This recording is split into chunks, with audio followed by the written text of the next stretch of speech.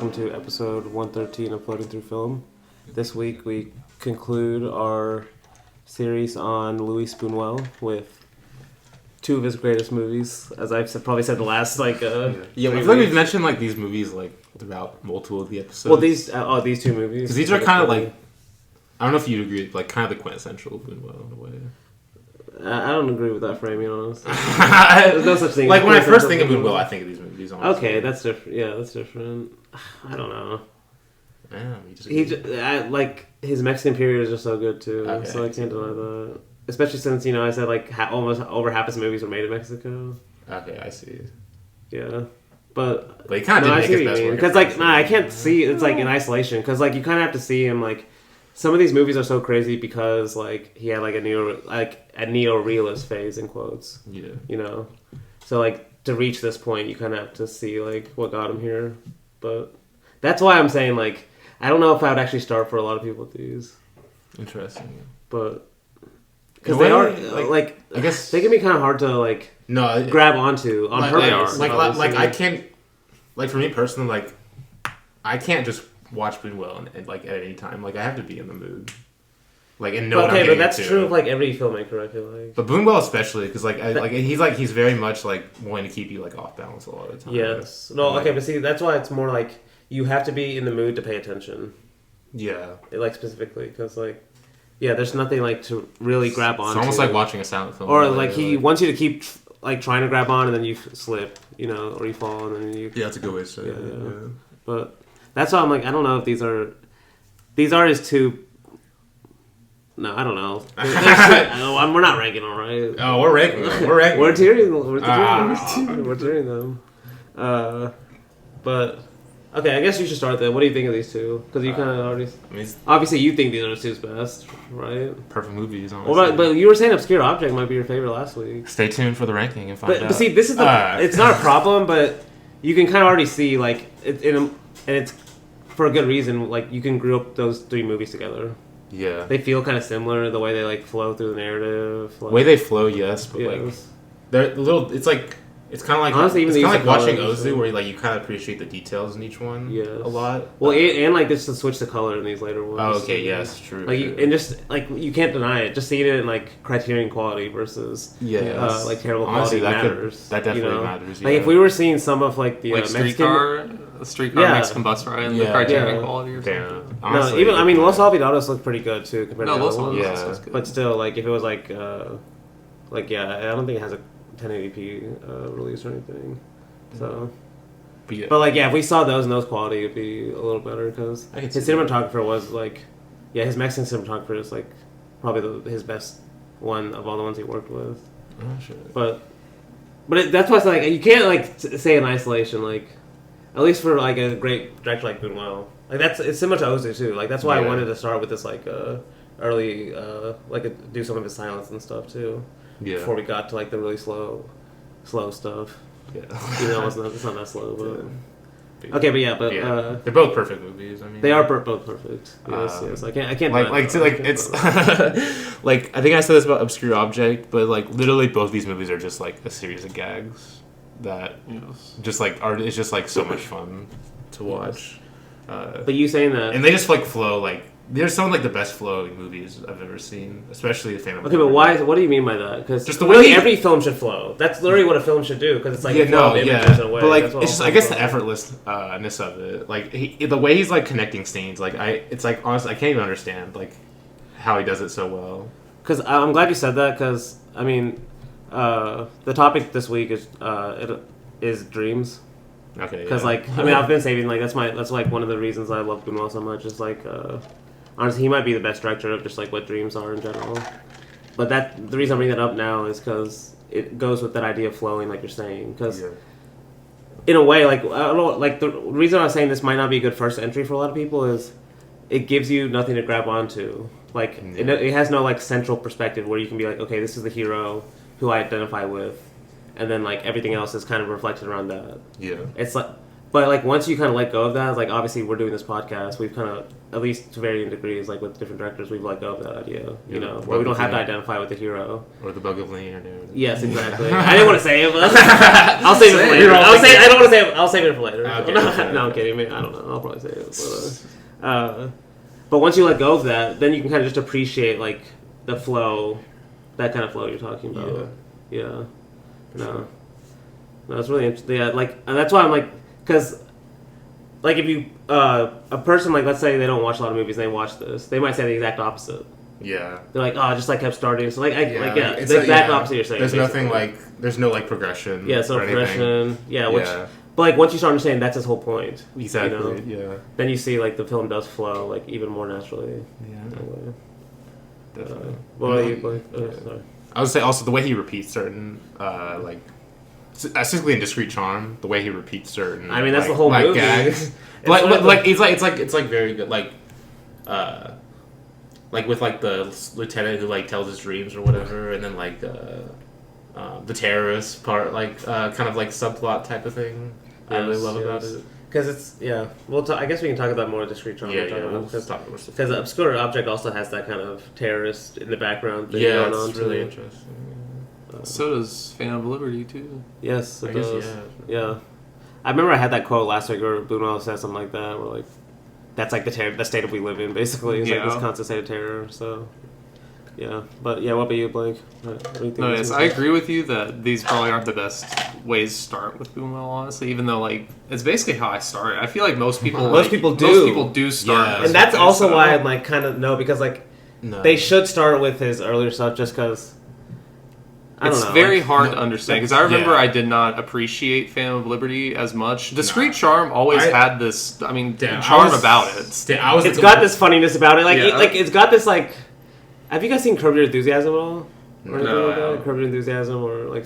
You know that kind of vibe, though, right? Or, like, Seinfeld? I know the Seinfeld vibe, yes. It's got a little bit of that kind of vibe to it. Like, this, like... What's really making fun of the... What's really interesting is I'm, like, the complete opposite. Like... I appreciate Phantom of Liberty immediately on first watch, but like Discreet Charm, I was like, I liked it. You're not like the normal person. I liked it, but I didn't love it because I didn't really have much to latch on to. Because I think I watched Discreet Charm. That was the first Buñuel I watched. Okay, let me ask you this: do you actually think there's like a difference? Like, you liked Phantom of Liberty more? Like, do you think some people could just grab onto that more because it's just like it makes you let go of the even idea of identifying with central characters because like Discreet Charm is kind of like teasing you. Yes, like, exactly. That's like the whole point of the movie. But Phantom of Liberty is like, someone could definitely like keep up with the kind of like passing of characters along the kind of like honestly, I didn't even realize Laurent is like. Really I was literally about to say that. Like I didn't even think about that. No, I thought about that while watching it this time too. Like they definitely have like different like intentions a little bit because like for sure. Like Ophuls is actually kind of cynical. I feel like a little bit like Buñuel is, but they have like different themes. You know, like Ophuls is still more about kind of just the idea of love in general. I feel like. Oh yeah. Buñuel has obviously just like different ideas, but yeah. But I do love how these flow exactly like dreams. Like that's the flow of the movie is like a dream.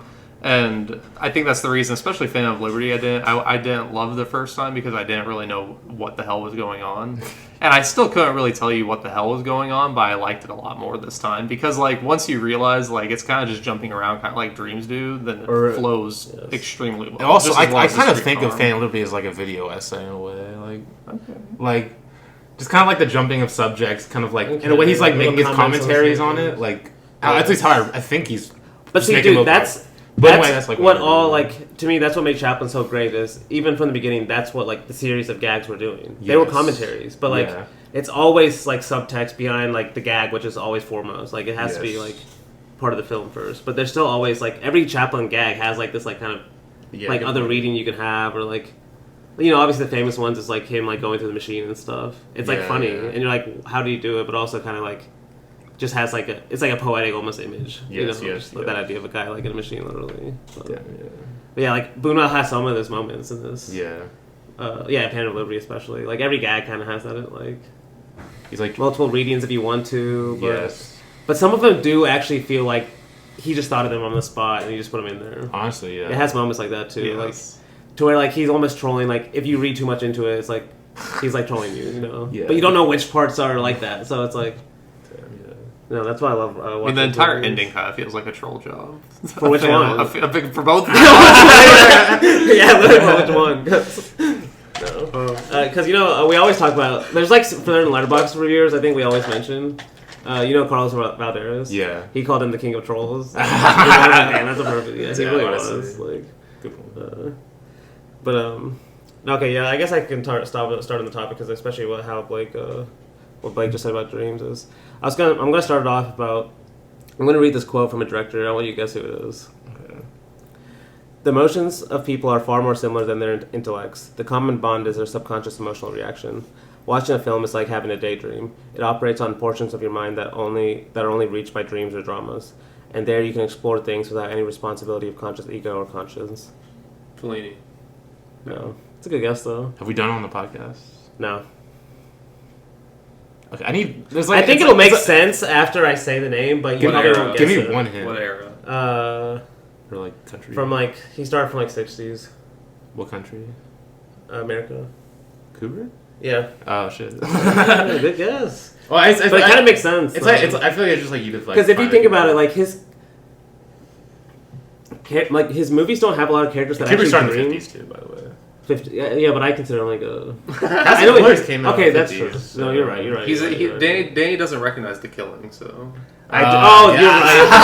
Well, actually, we got him on tape. Wait, no, because I mean we're doing the episode next week, but the killing will be coming up. Spoiler. Okay. Spoiler. Get ready to not have that. Yeah, show. I was gonna say I'm not Okay. What do you mean? Okay, you know we're fixing that. We know what the normal is going to be. We Slash do? cry. Yes, we do. There's a few it could be. There's a few it could It be. could I be think The Luke and I Not the both know killing, what not it's the- What? It's one of the greatest movies ever made. That's kind of. Yeah, honestly, I'm taking that back. He started in the 50s. Just like, yeah, no, you're right.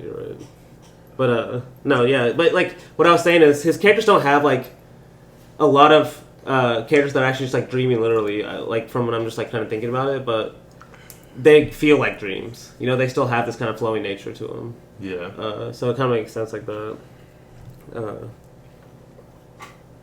But I like that because I'm going to read a couple quotes from Buñuel about films, like how he saw them, and it's like makes the same kind of thing. Because I'm sure you could find more and more direct. Like I need to look more into this, but like directors just comparing films with dreams, like Yeah. they have like or like trying to make their films have this kind of nature of dreaming, like this kind of flowing quality that we've kind of been talking about. But because I posted this on Twitter once, but I'll what Buñuel says. So quote, "My amour fou."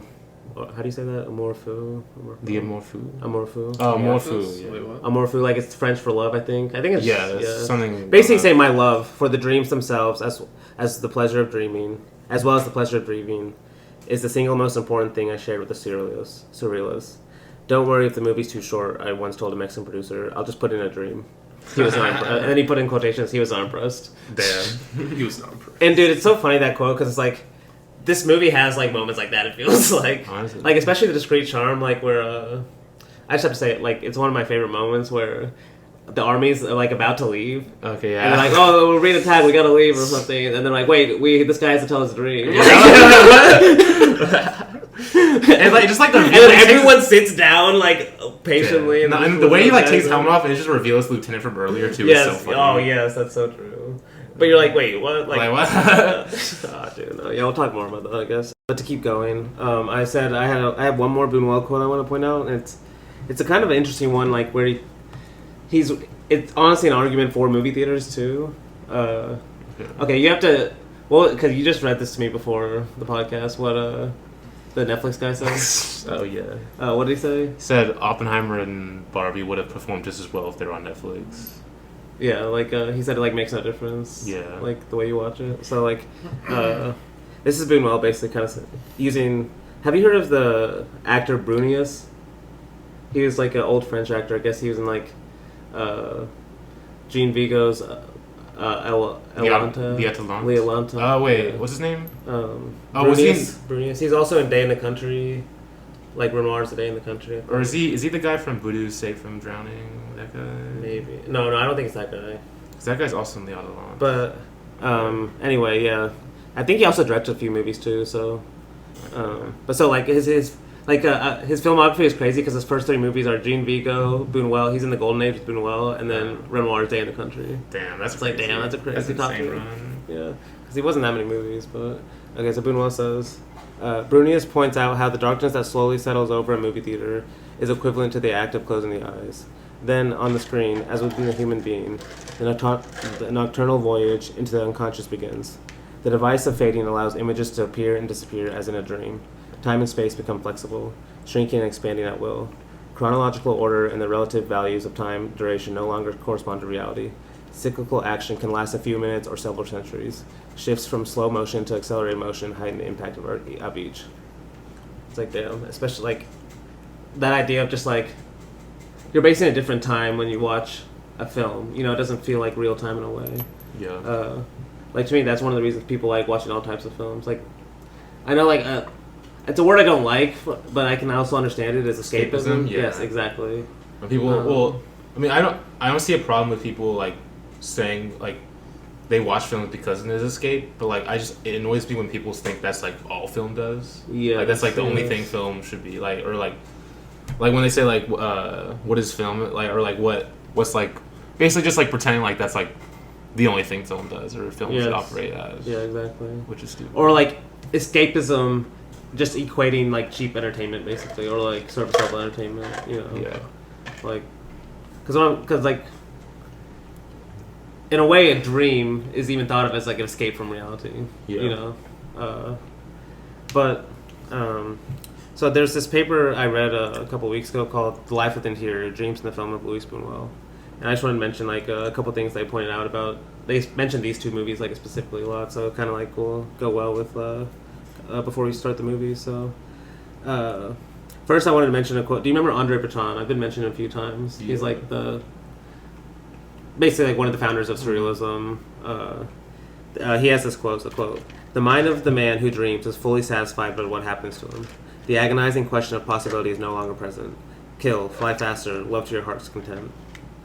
And the idea of like the agonizing question of possibility, like I think that's why Buñuel's films feel so much like dreams versus like if you're watching like a normal like narrative action movie or something where like you're kind of watching the hero to see if they're going to survive or something, right? Yeah. Like whether or not they survive, there's a possibility he might not survive. At least that's how the movie's selling you on the tension. Even though like that's what annoys me a lot of times because we know they're going to survive at the end. But like if you're watching a movie like that has like a dream kind of flow to it, you don't have to worry about that, right? It's like almost like everything has already happened. You know, like the characters have no control over what's going on. You know, that's like time image. Right?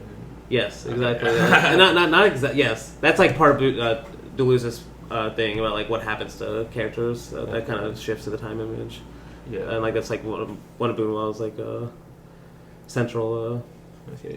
Yeah, he considers like Buñuel one of the central kind of people like that, especially early on.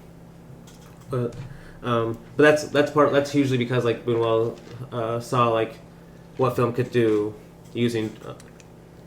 How like films and dreams are similar in this way, you know, because I think that's a really big point about this whole flowing nature. Because a lot of times to me, like films like will kind of like they feel like they'll stop, like because instead of like just following what the story would purely do, it's like okay, now we have to have focus on this character. You know, now this character has to get their moment or something. Yeah. You know, it's like almost like films have to like are like following these checklists they have to go through as like they instead of just being like.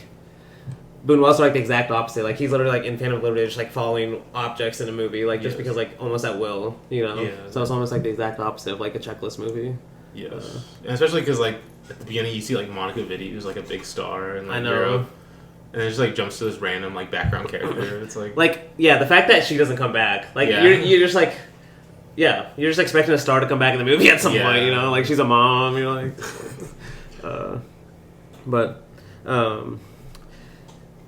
another thing they mentioned is how the surrealists said their main interest is an ideal third state where life is qualitatively altered by emitting unsuspected states of consciousness. Mm-hmm. And, like, to me, I think that's what, like, especially we get these, like random moments of just, especially the second half of Discreet Charm, which I honestly realize now is, like, the dreams only really start showing up in, like, the second half of the movie. If you kind of Honestly, Yeah. wait, Like- well, I guess they're They start coming. the becoming dreams more for rapid. the characters, for Yeah. the characters, because like okay. I'll mention it when we get to the movie specifically, but there's like a paper I read where a guy says there's like two different types of dreams in Discreet Charm if you think about it. There's like one where there's outside characters recounting their dreams, Yeah. and then there's the dreams of the man in the movie. Okay. And he also points out how there's only men that dream, which is also another interesting thing. Damn. Like none of the women in the movies dream; it's only the guys. Damn. I didn't think about that. Yeah. Which another little thing I never really noticed too. I've seen this movie like 6 times. But it kind of makes sense. Like you get that feeling for sure. Like it's Yeah. kind of more about those guys, like those men, like how they like get away with a lot of shit. But, Yeah. but to keep going, like some of the other stuff they point out is, and this is I feel like that you definitely get this with in the Discreet Charm with not Fernando Rey, but like the kind of like the other old guy. Who's like kind of like you feel like it feels like it's assistant, but we actually don't know or something. No, you the don't guy know. that gets cut. Well, like, you don't know, like, because even like the two girls that like He are the- always like, comes in with. the one that's played by Delphine Seyrig, and then the girl that's in the other girl who's in like a lot of Rivette movies. Yes. Like it's not really clear who's like with who. Yes, like yeah. yes, it's on like purpose, you think Delphine Seyrig's with that one like Fernando Rey, but then like you see that apparently they're like cheating. She's like Yes, cheating on yes, the yes. other guy with him. Yes, But yes. then like the other guy's often with the other girl. You're like, what's going on here? Like Exactly. But it's like I'm thinking of that one moment where like it just like implied that he's cheating on like the guy knows like he's like Yeah. trying not to know that the guy but it feels like a power dynamic thing. So like he It's says honestly so crazy because like especially when he goes like, oh wait, go out there. We'll for 2 minutes I'll show her like my whatever collection. oh my or gosh, whatever. yeah, It's no, like, we'll get damn. dude, it's so funny. But because I think that's what he's trying to. He said, let me read the quote. He says, "quote If not a superior state, the dream is for him a disruptive force, often dramatizing the oppressions of ideology and social institutions as introjected into the workings of the psyche." So basically saying like, and honestly, we even get this even like in Los Olvidados, but this idea of like using the dream to kind of like dramatize like power relations that we can't just like show in real life in a way. You know, like our dreams almost like kind of reveal that to us. Yeah. Especially the way Buñuel uses the dreams here. Because like remember when like the famous scene with the play, you know, when they're all like on the play, Yeah. and then like that guy wakes up, like it's like the younger guy, Yeah. but then we find out he also is not the real dreamer. It's Fernando Rey, Yeah. or no, it's At a certain yeah, point, I it's not- stopped. it's being the- like, it's I don't the- even. it's the like, old, it's the assistant guy. I'm Yeah. calling Yeah. basically. It's actually him who's actually been dreaming those other two dreams. Yeah. And they point out how basically this guy's used a double dream to kind of disguise himself to like show his true intentions of like really just hating Fernando Rey. Oh, damn. Because like basically he's using the Colonel as like to show his true intention of wanting like to make fun of him, like to say all the stuff you Yes. really can't say to him in his Yeah. face, right? Because of like he's just, basically it's definitely like it's never like that's what I love. There's never like clear things of like oh you're my boss or like he's Nah, yeah. his boss. You're kind of just supposed to read it yourself, like how they're interacting with each other. I would have never noticed that because like whenever like the dreams start piling up, all of a sudden I just like stop. Like, Well, it's like almost too confusing. I and, love like, the moment that the assistant guy that Danny's talking about wakes up and says that because he's like, I had a dream that this guy dreamed that this happened, and then I woke up, and then he woke up, and then I had this dream, and I was Yeah, like, what the I fuck? know. what's going on in this movie? Like, But It's I think like amazing. that's why I think it can just be like you can watch the movie and just be like, okay, it's just it doesn't even matter whose dream it is. It's kind of just Yeah. almost like these random desires of people that are like hidden when people relate with each other. But like to me, it is like it gets better when you do realize that guy is actually. It's like his dual dreams that he's like having, you know, almost like just creating these stories of like yeah. of his true intentions in a way, you know, or like how he truly feels. And it just gives the movie this entire era of we don't know whose dream this actually is because like Yes. at the very end you're like oh it's just Fernando Rey's dream. Yes, His entire yes, like yes, this yes, whole yes, movie yes, is his dream yes. basically. Yes, Like and they're Honestly, it waking does- up from his, but I don't know. It's amazing though. like like the way because the way especially we see the multiple those two guys dream, it does make you feel like it could be it's all just mixed dreams at this point, which I think Buñuel is saying something about reality like that. But just to mention a couple more things about like both these movies and dreaming in general, they point out how. Let me read the quote. So, quote, "It is a major irony of the discreet charm of the bourgeoisie that the majority of the characters' dreams are filled with the anxiety which surround the sought-for gratifications." So basically saying, like, like it's kind of ironic that a lot of their dreams are basically a lot of the anxieties that they have in the real life of what they're actually like going for. You know, like it's like the opposite of what you think what a dream would be. Yeah. You know, it's like nightmares more. Like, Yeah. you know, it's like the anxieties of what you're scared of. Like, if you're pursuing something in the real world. And you don't want to think about like the negative consequences, like maybe like your anxieties actually show up in your dreams or in other ways. Yeah, definitely, yeah. And that's what it really feels like. And there's some dream sequences in Discreet Charm where like they're damn near horror movies. Like I swear. Oh like, yeah. Honestly, I forgot about those too, which was like such a surprise rewatching it. Honestly, yeah, like that first dream. No, yeah, the lieutenant's dreams, like what the But fuck? it's like funny at the same time. I know, it's like true. I don't know whether to take it seriously. There are some there's like some really shocking moments, like with the eye and stuff. Yeah, or like when he sees like his mother in the reflection, you're like, oh, like, oh my god. Yes. No. Yeah, that's crazy. But I wanted to mention at least a couple like maybe formal elements that kind of make them feel like a dream too. Before we start on the specific movies, is first Jean-Claude Carrier. He said this about Buñuel. Quote: "His camera is constantly on the move. He believes a moving camera, even if the movement is minute, creates a sort of hypnotic effect. He gives his cameraman very simple but very precise directions." And like, I started noticing this, like especially when you would get like the dream within a dream, like you would notice the camera just like floating, like more and more, like just going almost like from character to character, like at will, and like never coming back to the previous character left. You know. Okay.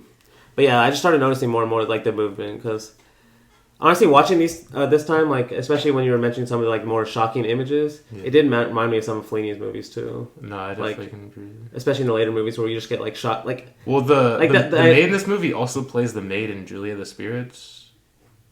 I don't know if she's like a maid character actor or something. Wait, the maid in Discreet Charm? Yeah, for the young rich couple. She's also the maid in a maid in Julia the Spirits. One that's apparently 52 that doesn't look like yes. she's yeah. Honestly, that has to be. Wait, what movie? What year did that come out? 70 or no 60, late 60s. Oh, Buñuel stealing from. Buñuel's a fraud. No, I'm joking. Let's not compare the two masters. no, but I was comparing him in a good way though. Yeah, in a good way. Like this kind of idea, like because we also talked about Fellini this way, like he creates this hypnotic effect. Yeah.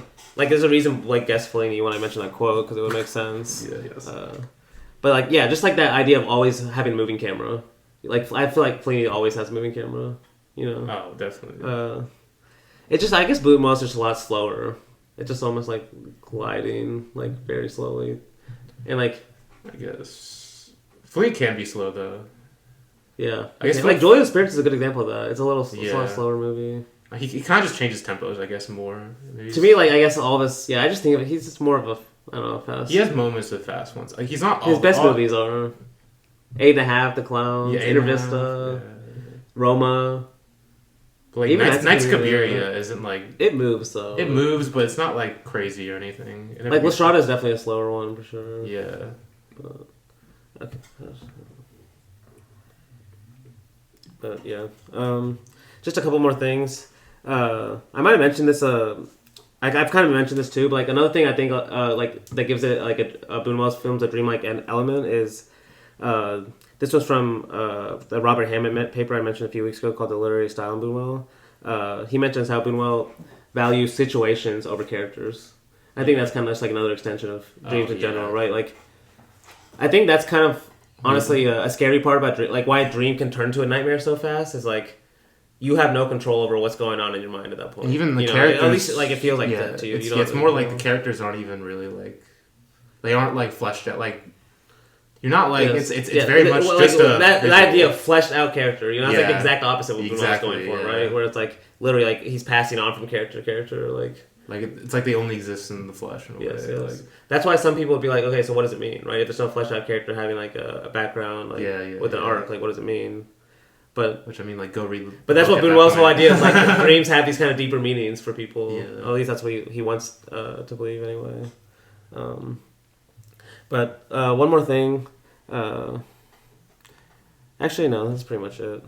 Is there anything that comes to mind about dreams in general in film? Because I don't know, like I like that's definitely one of my like the qualities in film I look for the most. Like dreams? And like not dreams specifically, but maybe this dreamlike element. Like the way the podcast is called "Floating Through Yeah. Film," It's your true intention all along. Yes, yes. From the beginning. But I don't know. Yeah, maybe it's just like, yeah, when movies like stay attached to characters too long, it's always annoyed me. But I mean, it can be good. Yes, it can. You can have a dreamlike movie that's attached to a character, though. Like yes, you can. But Yes. No, you definitely can. I mean, like 8.5. That's not good.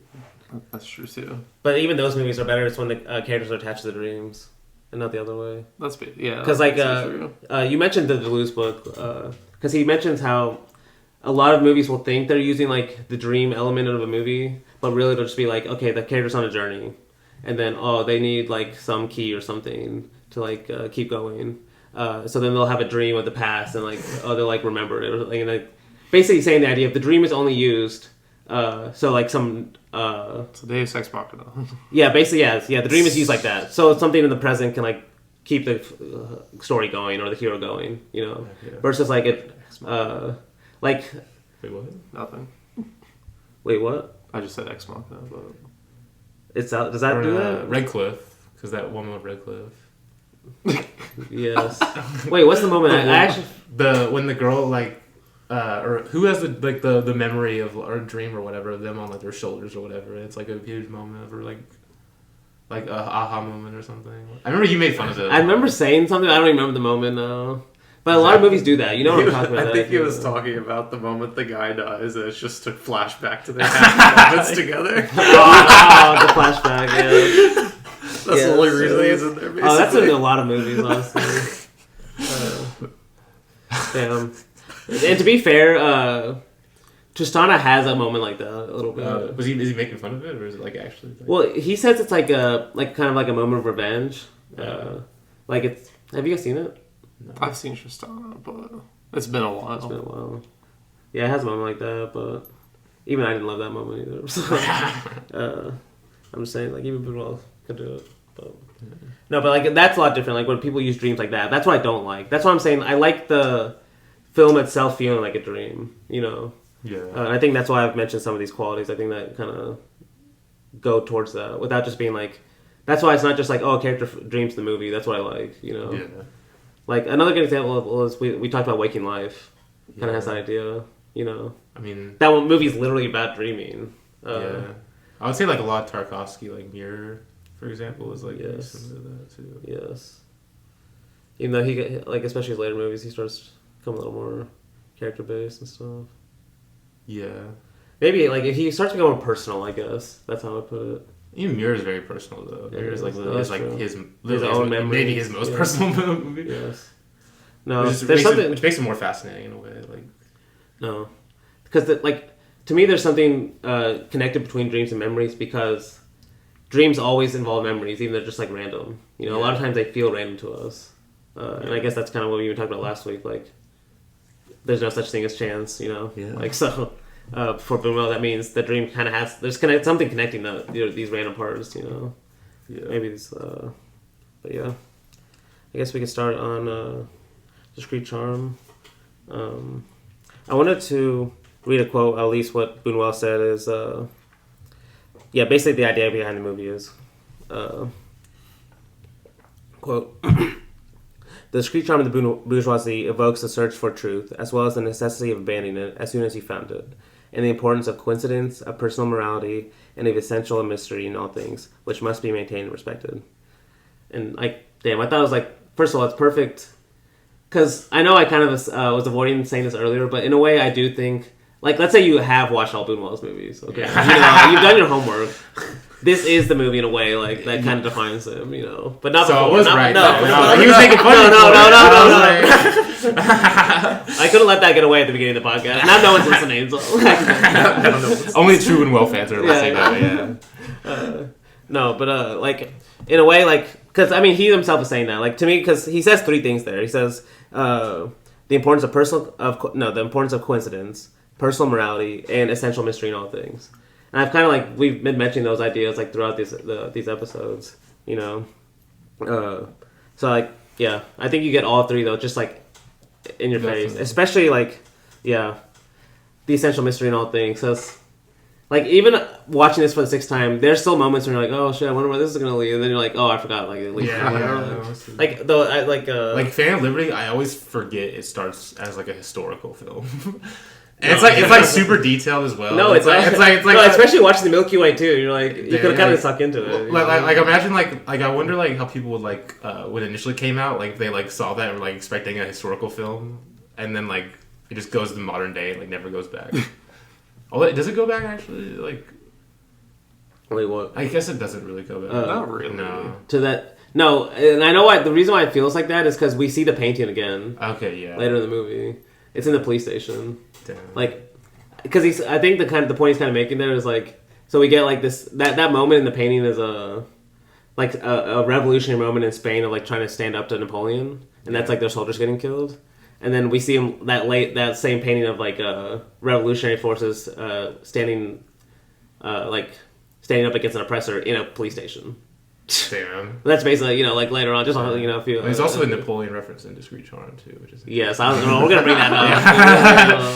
Damn, I didn't think about that. No, yeah, no, because he always, I think he likes bringing up, like we even talked about this last week. This Buñuel has this whole like, I don't want to say dual nature, but just like this these dual. I guess I have to say nature because I can't think of the word. Like these dual natures of France and Spain in him because of like. Think about he's from Spain, but he made his first movie in France. He's making his last movies in France. Like he always has a deep connection to France. So like he's always like I think he's always like in the back of like he's always like making fun of France in like subtle ways in these movies too. But just to mention a couple things about this movie specifically. I mentioned that essay I read I was talking about last week called Repetition with Difference and Ludic Deferral in the later films of Luis Buñuel. He also talks about this movie a lot. Like, I mean, that title alone, like, it's perfect for this movie specifically. So I wanted to mention some things that he kind of goes over. Like, and it's kind of just a continuation of just this idea of... Because I think you mentioned repetition, right? Like, how he especially in Discreet Charm, like, it's literally just... This idea of repeating, repeating gags going to eat, basically or situation, trying to overcome this desire of hunger. I guess you could put it. Every scene. Not even just that, but just also the side things as well. Like also carry over. That seems like it has no like reference to the main thing of them having dinner, like the lieutenant or the like terrorists. Yes. So, do you remember last week what I said about like the Chantal Ackerman that reviewer said about her films, like we need to find what's different in her we need to find what's different in her repetitions. Yeah. Like to me, that's perfect for this movie because, like one thing he points out is, you see in this movie, especially like over the course of the movie, every time they go to dinner, like it feels like there's like slightly more unhinged things happening in the background. Like as we learn more about their dreams and desires, basically. And so what he says is, basically, this film is about the opposing forces of bourgeois normality, which is kind of like what we get at the beginning, versus dreams and the desire. Okay. And so, like, the movie at the narrative level is still repeating, right? Like, they're going to dinner. But, like, the difference is, like, we're starting to get the desires of, like, the characters with each repetition. So I guess, the first dinner sequence is kind of the least, like... It's the most normal. Like, everyone's so normal. The most believable, yeah. No, and they're all just like, she's like, because, like, they come there and she doesn't know that they're supposed to be there. Like, there's a miscommunication about the date or whatever. But everyone's just so normal and, like, happy about it. Like, oh, okay, we'll just go eat somewhere, you know. And I guess it feels like they're being kind of rational. But then when they keep doing it, you know, they're just like, it doesn't feel rational anymore. Exactly. You know? And that's kind of like his whole point. And that kind of leads me to my next point, actually, where he says, quote, the characters in the Discreet Charm careen headlong into a world of mystery and chance where desire rather than rationality is paramount. And he gives some examples of the couple when they go to sneak out to like make love, like right when the guests get there for some reason. In the grass. When Fernando Rey like seduces, we already talked about this, but seduces the guy's wife like right in front of him. Yeah. And then also, this is kind of a subtler one, but also like the younger blonde, which I guess her name is Florence, just basically getting drunk at every chance she gets, even though she always gets sick. Like, damn, yeah. That one's like, that one's always in the background, but I started to notice it more and more. No, I know so well. Yeah. But yeah, like, to me, like, when you get that idea of the movie, I was saying that earlier, where you kind of let go of the idea of like linear narrative. Yeah. It kind of makes sense where you just start. You literally are in a way just following like the desires of people. That's like what explains the movie. You know, if you try to explain the movie of like outside of that, like why do they keep going to dinner? You know, like why do they keep even though they keep failing, why do they do it? It's like it's because they're hungry. You know, that's why they keep doing it. It's like if you explain it more than that, it starts to break apart, and that's why it feels like the film starts breaking apart. It also just leads more into the dreams, because I don't know if you've ever gone to bed hungry or gone to bed and didn't go to like the bathroom beforehand or something, but if you have dreams, you're always dreaming about doing that activity that you're wanting at the time. And that's obviously something you've been saying about what Buñuel's trying to do with these movies anyway, is showing you that dreams are showing us what we want to do at the time. Yes. Even if we can't see that. Yeah, even if we can't see that. Yes. So it does lead itself even to like just this movie being even more dreamlike. So Yes. Definitely. He points out how basically there are moments where just to keep this kind of dreamlike mystery about the movie, where you might get some explanations, he undermines the causal linkages. So like an example of that is there are certain moments where like the people on the phone, like you think that like an authority figure is explaining to someone, oh, this is why you need to free the prisoners, or you know, but he'll just like turn the audio up way high, like all of a sudden it'll be like traffic noises or something, just like he doesn't even want you to know like why, you know, because like that's how it is almost in real life for us, you know, we don't understand exactly like why people get freed a lot of the times, like but no, there's like certain moments like that, like that would explain a situation. We don't even get that. Something like Godard, he just leaves that. Doesn't Godard do that? Godard does that a lot. Yeah, Godard does that a lot. Honestly, yeah. No, it's something that a lot of directors do. To Tati did that just in to cover up Kilo's Holiday. But I do love in this one, it's like whenever the police commissioner or whatever is telling them to like let him go, it's playing that like basically an airplane or something going off behind him. Yeah. And I'm just like, this to me is like just the police going like, oh, this guy's full of hot air, like Jesus Christ. Okay. Like, see, to me, we're releasing him because of what? No, because do you remember that scene? It's Piccoli first telling the like the chief captain of the police station himself, and that's when we hear the airplane. Yeah. But then the chief captain has to tell like the mustache guy. That's like my name for him. Yes. When he's telling him, it's a different noise. It's like typewriting noise. Like so to me, that's more like it's orders basically. Yeah, or to me, like that was like more bureaucracy. Yeah. And like the planes is more like international relations or something like that, you know. I don't know exactly about the plane. Maybe you're right. I mean, that's that also makes sense because it is basically international relations. Is why this guy's so basically over this guy's head, you know. Like this is like you're a local cop, you know. It's above you. Like, I think we're basically saying the same thing. Because he's full of hot air. That's basically what I'm saying. Whenever I say that, there's no real reason why they're letting him go. No, it's because it's his dream. Yes. That's the reason.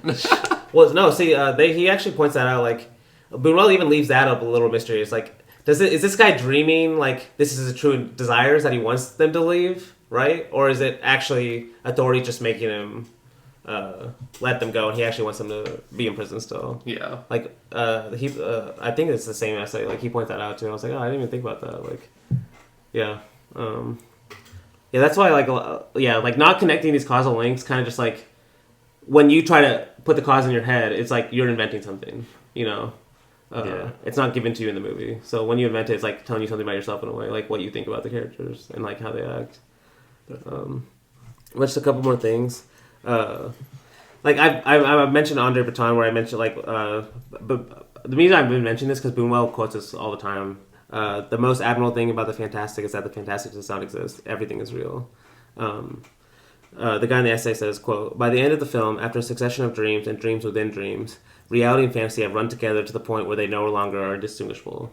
And to me, like you could literally just like watch the movie scene by scene, and, like try to break it down and be like, and it, like you probably could, it would make sense, you know, like probably, you could like connect the dots, like this is this person's dream, now we're back in reality, etc. Yeah. But like, I think the effect he's actually going for is that confusion. Exactly. You know, of like, like at a certain point you're just supposed to accept like, even if it's a dream or reality, it doesn't matter because that's how you can tell people are actually feeling. You know?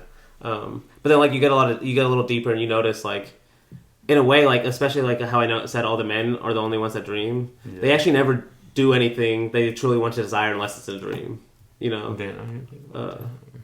Yeah. Like. Yeah, even when they eat, we find out it's like a Fernando Rey's dream. Damn. But yeah. Is there anything else that comes to mind when I say that, or no? I think we go ahead and just start then. Let me pull that up. All right. The movie starts. Honestly, what beginning of the other movie do you remember kind of similar to this? You remind me of what's the... It's like it's like a car driving at night with like lights. Oh, Shining? No, Four Nights of a Dreamer. That's the opening of it? Do you remember, like, it's like at night and there's just like...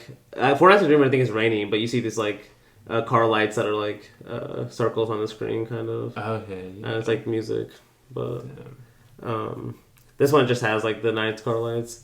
Yeah. Okay. I hope I'm right. Like, I'm pretty sure they have very similar ones, but yeah, this is like, I don't know. Is this your second time watching this? Third time. Third time? Damn, and your second time, but I like didn't remember much from it. Oh, okay. From the first time. Okay. So were there ever still points in this movie where you're getting caught into like the trap, maybe, of this is gonna lead somewhere, or? I mean, I kind of knew what I was getting into now, so I kind of knew it was gonna be like confusing. So I wasn't trying to like. No. I wasn't trying to like piece it together in a way in my head, like narratively. Yeah, that's why I've been trying to say there's like no piecing together. Yeah, that's why I'm going to try to just go through it and just like mention moments that I like from each, like, it goes for repetition, I guess you could say. I mean, literally, it's a movie of like just situations and scenarios that happen. So it's like, but to me, it is kind of important that there's like this force. They're like trying to repeat something that they can't kind of repeat, you know, like or they keep failing to repeat in a way. But yeah, so I guess the first thing I noticed about this opening scene is like how like outwardly polite everyone is, like knowing what's going to happen to the characters later on. It kind of just like it gives a surface, like the first time you're watching, you're like, okay, they're all friends and stuff, but then like knowing all like their dreams and desires, watching this like my sixth time, just like now, like when they're walking out, they just like so like dumber in a way, you know. Honestly. And I think he's going going for that. I forgot to mention it, like there's a quote I didn't read earlier about from Joan Mellon. She says like, you can tell, especially in these two movies, Buñuel basically hates his characters. Like, he doesn't like them at all. And, like, if you watch it with that idea... That's why I was mentioning, like, Seinfeld and Curb Your Enthusiasm, where I was like, this idea of just, like, not liking your characters. You know, that's kind of fun. It's funny in a way, because usually when we watch a movie, we like them. You know, we identify with them. Yeah. Or at least someone, you know, and then there's an enemy opposed to that. But it's like, when Buñuel hates all the characters, like, equally in their own way... Except for the bishop priest. I think he kind of likes him. I like him too. No, I love him. I do think he kind of likes it. And he does, and I will say, he also possibly hate that actor. The actor, I can't hate him. No, he's just so, I don't know. No, I think that's why he cast him. Like, there's something so innocent about it. He was just like an evil priest. But I don't know. Just a smile. It's just like infectious. He's just got a huge head too, I think. In a good way. In a good way. No, in a good way for sure. Just like thinking of his face makes me laugh. It's just like it's just like the way he acts. That's what I'm saying. Like he's got some like he does feel like I think of him like a way I would think of a character in a dream or something. I guess. Okay. He's got like a fantastical quality. Like he's not a real guy, you know. Yeah. He's the Gardner Priest. He's the Gardner Priest. Yeah. He like flows through movies. He just flows through the Buñuel movies. Yeah. Just shows up. Man of God. Yes. I feel like other directors have like certain characters like that. Caesar. Wait, does Bourgeoisie have other movies with him? That guy? No, I don't know. Oh. That's like, you can't get that guy out of your head. Damn. He has a fantastical quality. It's kind of crazy how much you mentioned him. He's a fantastical quality to him. It's just the name, I think. Caesar. It's based. But basically, we find out they have a miscommunication on. Which is never resolved, by the way, like who was wrong or anything. Oh yeah. But basically, they come to the house and the host isn't ready, which is a theme throughout the movie. She's like, about to go to sleep. Right? Has a robe on. Like. And so they're like, oh, why don't we just go? Well, we'll be rational. We'll just go to a restaurant. To the inn, yeah. Yeah, we'll just go to the. And she's like, about to. She's like, no, it's casual, Yeah, they're like, they walk in. Well, first it's locked from the inside. Then it's like it takes a while for them to open it, and then they're like, "Are you guys open?" Like it's clearly like you would think it's like clearly closed. Like, oh yeah, sure, we're open. definitely, yeah. So they walk in. There's no one in there. Well, she asked like because apparently one of them knew the manager, but apparently the woman says like the manager doesn't work here anymore. But she doesn't say why. Yeah, she doesn't say why yet. Damn. No, but so then like they see there's like no one there. I think one of them says something like cheap food, no customers, it makes me nervous, like something to that effect. Yeah. basically to me, like when I watch the scene, it's like basically they have no self-awareness of like really what's going on. Yes. No, definitely not. Because like there's like moments where you see like kind of the staff like are sad and stuff, and like it just has like a very off tension. Like why would this door be locked? Like everyone's wearing black and stuff. But they start. But then like the women go and like they start noticing like. They hear women crying. Oh, so there's a woman crying. They hear women crying. I do think it's significant too. He's kind of just saying away like how the men just don't care at all. Like they like what are y'all doing? Like mind your own business. No, but they go and check, they see the body and they start like getting nervous and stuff. Like let's get out of here. No, but basically it's weird that like the staff is like getting them to stay. They want them to stay still because like one of the guys, I think it's like the head waiter, says, "We're expecting the Undertaker, but we remain at your service," which is like so funny to me. He's like, honestly, he's definitely making a comment like the bourgeois, like they just don't care like about like if there's any debts or anything going on, like in a little this is a literal sense, but like you know what I mean, like figuratively too. In a Serve way. me. Yeah, basically. But in a way, like it's almost sadder because like it kind of has like for the system work like. Poor people have to do that in a way,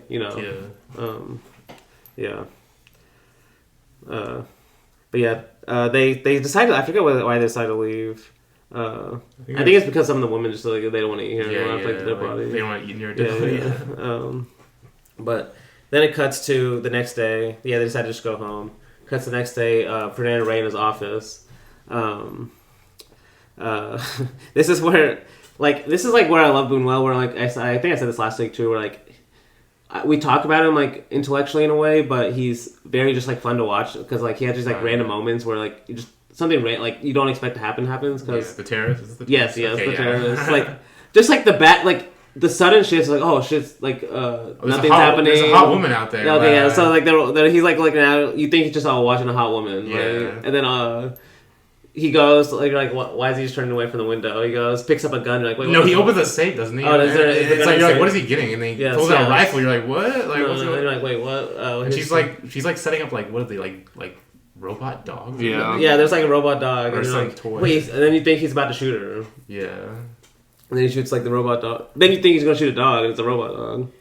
Yeah. Or do we actually notice already it's a robot dog? Yeah, I think we knew. Sure. Yeah. Okay. Yeah. But then I don't remember being shocked by it. No. But I mean, it's just like I guess warning her. I guess I don't. Yeah, no. He basically just says, "Yeah, these terrorists are after me all the time." Like, just like casually. Yeah. And see, this is something that'll come back. Yeah. So we never know. I guess when like some of these characters are gonna come back or not. But actually, I guess this one does have a more structure, instead of like Canon of Liberty, where like none of the characters really come back. Yeah. There are like. We're gonna mention some of these characters that do occur. Yeah, there's come back later on. Yeah. For sure. No, but then we see like basically this is kind of one of the more direct scenes of like the kind of criminality they get away with, and this is what I love about Buñuel is like it's like pure visual. Like there's no. It's almost like so casual and like the way they're just like it's hilarious. Yeah, just like is it actually crimes they're doing like like they're just like openly doing their options. Right basically Are we drug smuggling? Basically, yeah. Yes, we are. Yeah, they like, test the cocaine and stuff. Basically, there's a point where Fernando Reyes says, they ask him, where do you plan to invest the money? He's like, certainly not in Miranda, where he's like the ambassador for. So it's like... It's also funny because like later on when they're with the troops, like they're like, oh, we hate like drug abusers or whatever. Yes, exactly. Like, they're smoking marijuana. Like basically the hypocrisy in a lot of these leaders, like... He's like in public. He's always selling this country. They consider marijuana like a low drug, but they're like they'll be happy to snort cocaine. I guess. Yeah. Like that's like a lot more discussion. Like cocaine's a rich person's drug. Yes, exactly. The way the Colonel says marijuana too. Oh yeah. Marijuana. Yeah, we shouldn't even try. Honestly, it's like it's honestly too perfect. Marijuana. I gotta try it. You do not sound French at all. Try it. I mean, you're better than me. You're the. I need to listen to it. Yeah, I can't do it. I might have to insert it here or something. Yeah. Director's note. This is how they said in the movie. But the next scene is the scene I already talked about. They come back to the. Well, I guess I would call this the young couple. I don't know how to describe it. Yeah, I would refer to them. She's the redhead, basically, the original house. They come back for round 2, I guess, to see if they can come to eat. But it's where the couple is like. this is what I was saying. Like, this movie only makes sense if you just explain it on pure desire alone, because it's like it's just random outside of that. So, like, they want to have sex, basically. Yeah. But like, to me, what I noticed about this scene specifically is like how the maid. They're like little faces she has where it's like she knows she's having to hide like the truth, you know. It's like kind of sarcastic about it, like, but she can't say anything, you know, because it's like that's her job. But it's funny that she knows the most, but like no one ever asks her anything. Like, honestly, but yeah, like it's also like, I mean, kind of connected to that is when they like ask the driver to come in to have a drink, and there's like it's like has a little like, and it's basically like they testing him to see if like he would like drink his dry martini right. Or whatever. It's honestly just like it's a funny, but also it feels like a little cruel to that guy. Yeah, it's like so random. It's like, testing how classy you are, Lou. Yes. I saw someone mention like basically like Buñuel's kind of commenting on like this is like what the bourgeoisie value a lot. Yeah. You know, you know, like it's like this long. It's like kind of a long setup scene where they're like, okay, go get this guy to see how he drinks. Because we'll know if like that's how you know if someone's like classy or not. Damn, yeah. Like to me, like if I was that guy. Like, from his perspective, I would just be like, he was trying to drink it fast because he didn't want to be in that room. Yeah. Okay. You know, like, why would he just want to sit up on that drink with them? Yeah. But, like, of course, to them, it's just like, oh, because he's not classy. You know, why would he do why else? It's like, why would you want to be in the room with them? Yeah. Like, just get a drink and out. You get free alcohol and get out of there. Yeah. Exactly. Take and leave it. Yeah, exactly. So it's like, yeah. But the scenes of them, like, actually sneaking out are hilarious. Yes, in the grass and stuff. The way they like duck under the windows. The way they do a terrible job also of like actually clearing the grass. It's like just there for the rest of the scene. Like no, but I love because this scene kind of continues just like you would think the scene starts with okay they're coming to eat, but then the scene just slowly transfers to all these different moments. You know, like then we get them like coming back to make love, and then after making love and. All the other guests have left because they think the two other people ran away because they thought the cops had come. Or and like they're like, oh, but why didn't they tell us? Oh no, but they didn't have time to tell us or something. I think that's like I will say I think Buñuel's saying something like there is this kind of anxiety that with the bourgeois too of always like losing what you have. Oh, you know, that's like they're always scared of, like even from your own friends in a way, of always being ratted out or something. Yeah. But kind of just that's what I was saying. Kind of the scene kind of slowly just shifts into now this like the gardener bishop. So he's not even a priest; he's a bishop. Yeah, because he's like you've heard of worker priest, right? Well, now we're worker bishops. No, because this is like such a funny moment. Because so first this guy comes as the priest, and he's as the bishop. Yeah, damn. And he's like, can I work? As a gardener, he's like, "Can I work as a gardener?" Because I saw you. No, because he's like, because he wants to talk to the couple. Yes. Initially, yes. When she comes in, the maid lets her in. But then when the couple comes back, he asked her like, if y'all need like a gardener, or like, can I go look at the garden stuff or whatever. Okay. And then he gets dressed in the gardener stuff. He comes back in. The couple knows it's him. He's the gardener, and they're like. Get him out of here. Okay, and then immediately he comes back as the bishop. No, and they're like, "Oh, I'm so sorry." No, I love that. It's so fun. Like basically, because I love, like I think he's just commenting on the idea like how fooled by appearances that the bourgeois is all basically like he like just has to put on a different outfit and they change the whole perspective on him and everything. Even though, and another thing is they don't believe the maid when she because you're right. Like that was an important thing is like he comes as a bishop first. Yeah, and then she's like. She sees him as a bishop, so she knows. Yeah. But then they don't believe her later on. Like when they see her, they see him as a gardener. Yeah. Also, the idea it's honestly kind of this is where I was saying there's like little moments where you kind of like this guy because there's like a little sweet moment where he's like in the shed. And he's like, you feel like he's daydreaming about being a gardener. Yeah, you know, he's like a bishop being a daydreaming love for the game. You know, yes, unparalleled. No. Because I said earlier how Buñuel loved just like in his life like wearing disguises. Like, especially in his young life, like, with some of the other surrealists, they would just go and wear random disguises and see what would happen, like, and like, walk around and stuff. That's so well, didn't he accept, like, an Oscar in, like, a... Oh, yeah, and in the glasses. Glass nose, disguise thing. No, it's apparently even the speech he said, like, I will say one thing about Americans is they go by their word, because I told the producer the only way we're winning an Oscar is if we pay for it. It's like, God damn, it's good. Like he was like 80 at that point. I don't know how old he was when this one came. Because that was for this movie. Too. Was that for this movie? I'm pretty sure. Which is it like to me it's just like make another point. Like they just don't see like they their own criticism, but Yeah. which is, I mean, people have made this point about capitalism. It just like will encompass everything. I mean, we saw that with you like Parasite too at the Oscars. Honestly, it's yes. crazy. Honestly, that's something. Yeah. This movie won an Oscar? Yes. The best foreign Wow. film, probably. That's what I'm saying. Yeah, best foreign film. They were probably watching, like, look how Frenchy it is. Well, see, that's why I'm like, I think it's just like on the surface level, it's funny. You know, like even It if is you don't funny on the understand surface anything, you level. can kind of get some of the just like Yeah. surface level jokes at the same time. Definitely. But it is just an Oscar thing, like, oh, we got to reward Buñuel before he dies or whatever. Maybe like,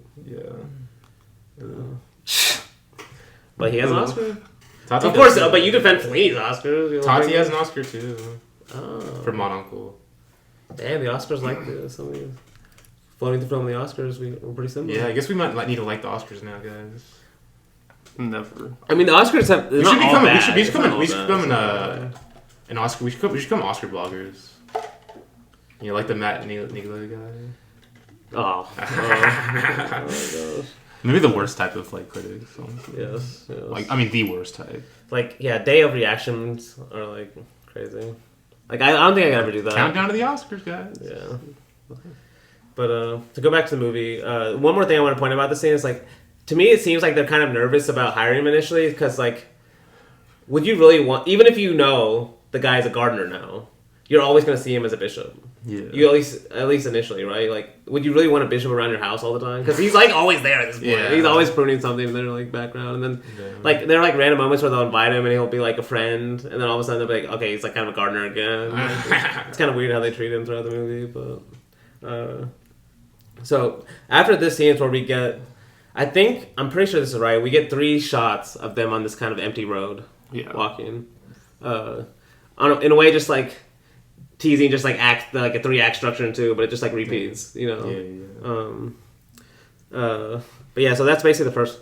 Do you think that at the walking mean that this kind of road means anything? Because I'm gonna give like kind of probably just like one idea I saw at the end of the, like aimless, like the aimless nature of their lives, like where they even going. Yes. Especially like, dude, I just noticed like he first of all the way he shoots these road shots are like kind of crazy.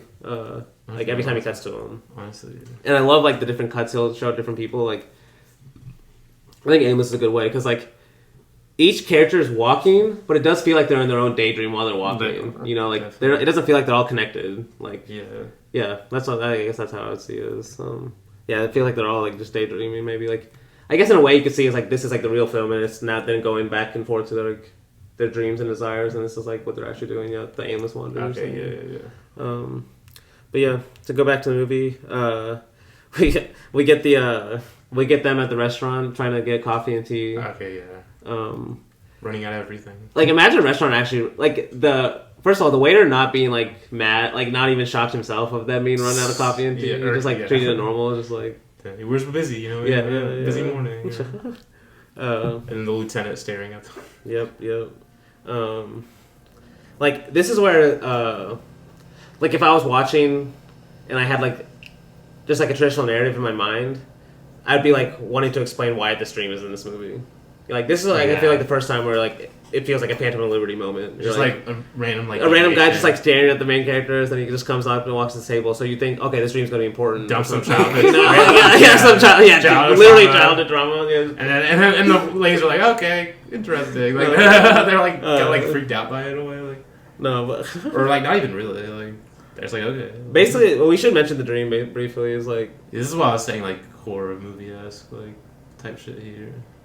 No, I think like I'm not saying like this is why it's there necessarily, but I like because we get this overall idea throughout the movie. But I think this is a good example of it. Of you never know like if you're just in a random cafe like what like someone's deep desires are. You know, like this guy tells his childhood dream of or.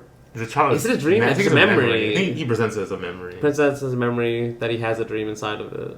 Because that kid does have a dream about killing his dad before he does it, using the poison. Or no, his mom, or I guess it's like the mom. His mom no, the ghost ghost like tells him to poison to kill his stepdad. Yeah. By poisoning the milk. By poisoning, yes.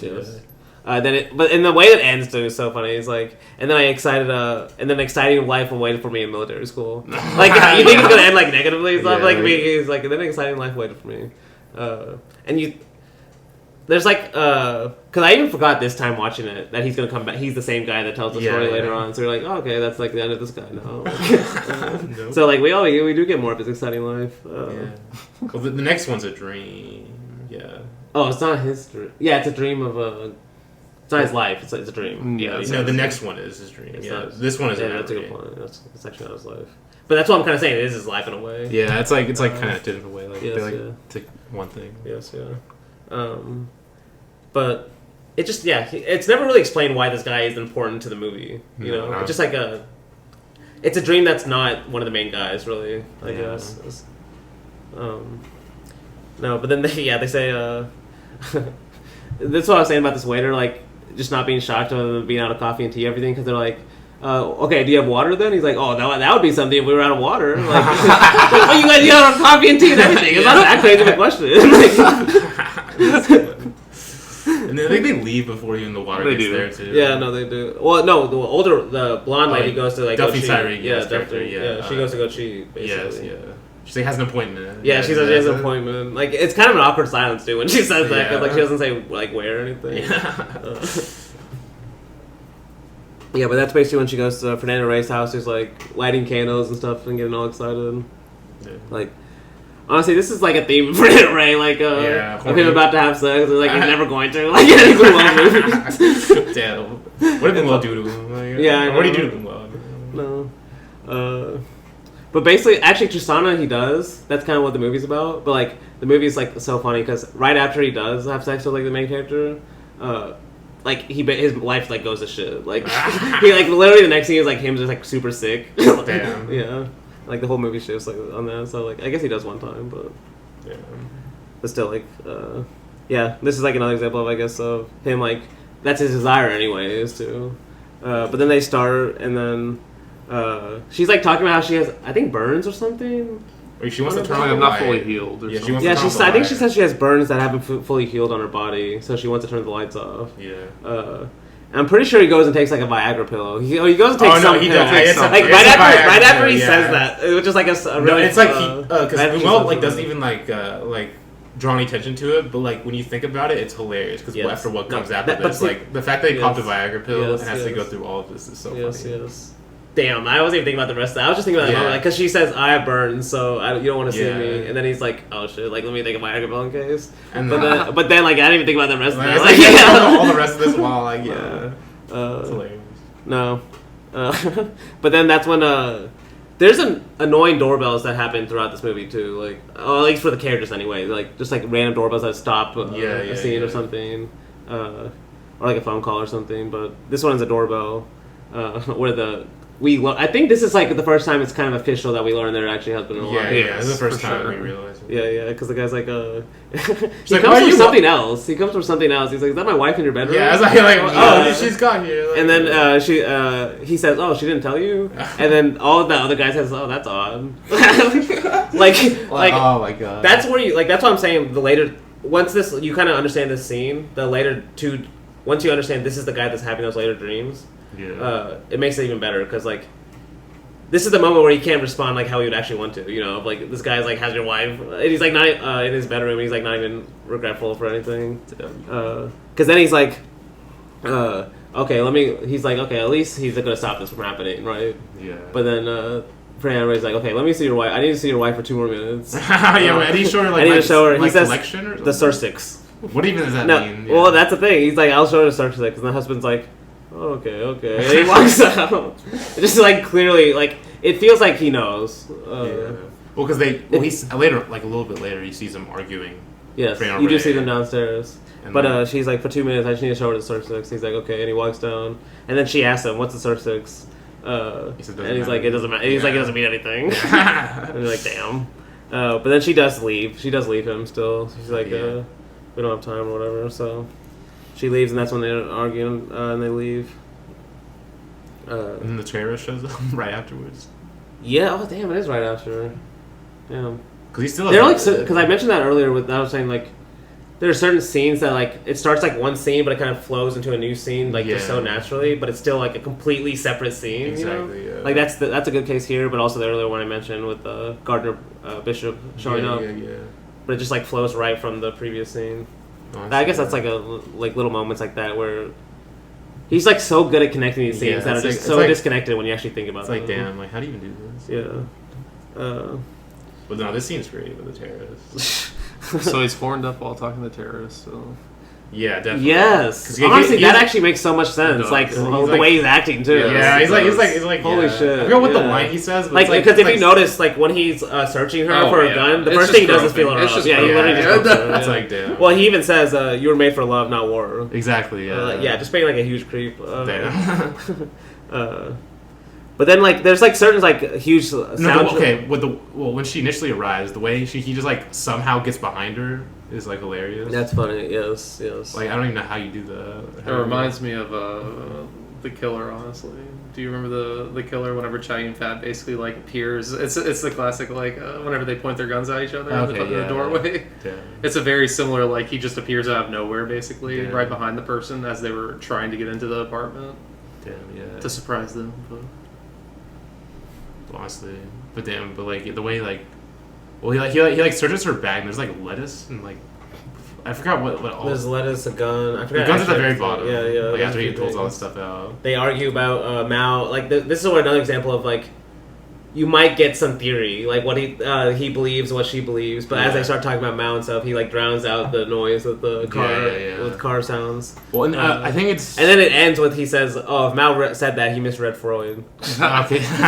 Basically, I guess that he kind of implying they're arguing about Freud versus Mao. Yeah. I guess. And the way because I think it's also kind of revealed in this scene that his gun the whole time wasn't even loaded. Yeah. Well, he's testing her too because he leaves his gun, which is not real. Yeah. Takes her gun, which is real. Yes. Yeah. And then she's like, it's such a great moment when it's like kind of like Ahazar Balthazar type moment. She shoots the gun, it's like not loaded. And Ahazar Balthazar when he shoots the gun at the cop. Oh yeah. And it's like, well, I was thinking the recent movie just an L. Yeah, damn, actually. Oh, damn, I forgot the Balthazar one actually. But yeah, honestly, it just will never not be funny. Someone about to shoot someone, they realize the gun's not loaded. It's just like funny to me. It's like always like funny. Also, the killer. Yeah, I guess. There's the scene where like Chow Yun-fat leaves the gun on the table with Sydney. And then Sydney picks it up and tries to shoot him, and there's no bullets because he took him out. Yeah. And that's how he finds out. Like, and that's how he starts begging. That's when he starts begging for forgiveness and stuff. Yeah. Making John Woo Buñuel connections. It's this thing that works a lot. The fake gun, it does work. Yes. I still think L is the best one because it's so good. It's so shocking. Like Buñuel, that's where he has some of these sudden shifts like that happen so fast you kind of don't realize it. It's like the fake gun shoots, she falls over like she's dead. Then it cuts to her like in real time where she's like, "Oh, surprise! I'm alive! It's a fake gun! It's a fake gun!" But like her falling, like you just thought she was dead. But then you're like, "Wait, she's actually telling the story in flashback, so she can't be dead." Yeah, it's just such a shocking moment. No, it's still like the fact that you still get that shock even though you know she's alive is like kind of the part of like a fake gun, I guess. But the next scene is they go. This is like there's a party. I forget whose house this is party at. I think it's at the main house again. It is at the main house because I get them all mixed up. It is the main house. This is the only house we see with all the main characters. Is the redhead's house? Well, just the Colonel's house. Well, not yet. Well, that's seen of the main characters. Of the main characters. I think this is the only one. Well, we see Fernando Rey's office. Or Fernando's house too, but there's not a party there. Yeah, no, you're right. We do see his house. It's only but yeah, the party is at this one. Yeah, where this is where the bishop is like trying. Buñuel's definitely making a joke about people how they treat South America and like Latin America, where they just like confuse all. They call them all the same. Yeah. It's like he mentions he mentions basically. I have in my notes Colombia, Argentina, Mexico, and Guatemala. And he's like, none of those are my countries. Like he mentions things from all four of those countries, and he's like, yeah, none of those are. It's like a way people So basically, the way people talk about South America and Africa a lot of times, it's like every country's the same. Like exactly. Oh yeah, every landmark is like just Africa in general or like South America in general. It's just zoo land. Yeah. It's just animals. Even though Africa's like fucking huge, but yeah. No, but it's just like making a joke about that because he's like trying to be nice, but he's just like recalling the only things he knows, like when he has like South America in his head, which is like these like very general things. But then they go. It's like it's actually a great shot of them just like you think they're actually about to eat, where they're all like standing above the table and he's like praying, and they go and sit down, and that's exactly when the shoulders arrive. Okay, yeah. And this is like the most. I feel like so far this is like the most surrealist like jump moment. Yes. Where all of a sudden there's like huge armies showing up in your house, and they say it's like I guess they say it's like they're being repaid for something. I think it's implied something like that because it's implied like the colonel's friends with the owner of this house. They're like going out to attack or something. No, well, because the owner of the house promised that they could stay for the rejuvenate. It's like some like, I guess some like army practice or something. They're doing and then they came a day early. Okay. Because they're like, we have guests today. Like, I thought you were coming tomorrow. Okay. And they're like, okay, I guess we can. Another miscommunication comes. Yeah, exactly. But yeah, that's when then everyone starts. The soldiers just joining on the party, and another party, like basically the second party starts. I just love this, like watching all these officers like pass these joints around and stuff. It's so funny too because the one wife, the one that's always drunk. Yeah. You see her immediately like talking to all the soldiers, like hit it, like oh, you really? can tell like she's like just like immediately like gone from her husband now. Yes, yes. Well, is she married? Honestly, that's the thing. We don't even know. Honestly, we can't tell. She's just like now, just like only like focused on the soldiers. It feels like it's like all in the background, basically. No, that's true. Damn. But this is like where, like basically he's showing like these like some of these conversations where the military officers don't want to admit like what actually goes on like in the military, which is like because like I think one officer says marijuana isn't a drug. Take Vietnam for instance. From generals to privates, everyone smokes. Wait. Yes, yeah. Actually, this is that is the colonel that says that. Yeah, he's like being honest about it. Yeah. But who's like the? Is it Fernando Reyes the one that's going against him? Like saying that. I think it is. Well, they're all basically going against him because they're saying something about how the only reason they're smoking in Vietnam is because that keeps them there. Yes. Like that's the only reason they let them have pause because that's the only way they'd be able to stay there. Basically, the only thing keeping them sane. Yeah, because the Gardner Bishop also comes in. And he kind of implies, I guess, that he was in World War One because he says men had to drink 3 bottles of wine during World War One, and then the colonel's like, "No, you exaggerated about it." Like, no, see, the colonel likes talking about the American military like that in Vietnam, but when he starts talking about the French military in World War One, he's like, "Oh no, that never happened," because he's like he actually mentions because we mentioned Paths of Glory earlier. He actually mentioned like a Paths of Glory story about French military officers killing deserters, or people they deem deserters. But yeah, it's just wild. Like if that story, which I mean, it could be true, could not be true. Some regiments might have done that to their men to keep them from running. But that's just an insane thing to do. To say like you have to drink 3 bottles of wine a day, so you're too drunk to run away. Damn. No, well, he didn't. But the way the priest says it is, or the bishop says it is, they didn't have to, but the men felt like they have to just to get through the war. Yeah. Oh, that too for sure. Yeah, yeah. And I don't blame them. That's the marijuana thing too. No, and that makes sense. Like the only way to deal with some of that stuff is just like not deal with it really, just to get drunk, I guess. Yeah. And they also don't they respond to him by saying like don't they like bomb their troops or what? Bomb troops like twice a day or something? Yeah, that's what I was saying. Like he says yeah, they. No, yeah, someone says if they, and then the colonel is defending them. He's like, if they bomb their own troops, there's some reason for it. Yeah. It's just like Buñuel's just making the kind of clear biases people have, just like out in the forefront. You know, like of course the colonel's going to say this. Like he's going to defend like authority, and these like authority has to defend itself in a way. Yeah, you know, just to exist, no matter what. But that's when they, like you think they're gonna rush because like they say, oh, the Green Army's attacked, we have to go, and so everyone like starts rushing to go, and then they're like, oh wait, we have a cavalry officer here that has. They actually whisper. They're like, oh wait, you think it's something important? And then they're like, the soldier has a dream he wants to recount. Everyone sit down. So they all like sit down like all excitedly and stuff. I think the exact words is the sergeant has a charming dream he wants to recount. It's just like so funny because like right after they're all rushing like to go to battle, they're just like, the exact opposite. No, but this dream is like, honestly, I remember the beginning with the set. Yeah, it's like very obviously a fake it's like a very fake set. We see his mother, I think, that shows up. This scene was really confusing. In a good way. yeah, we see his mother show up to him. It's just like people keep wandering into the frame. It's like a new person. Yeah.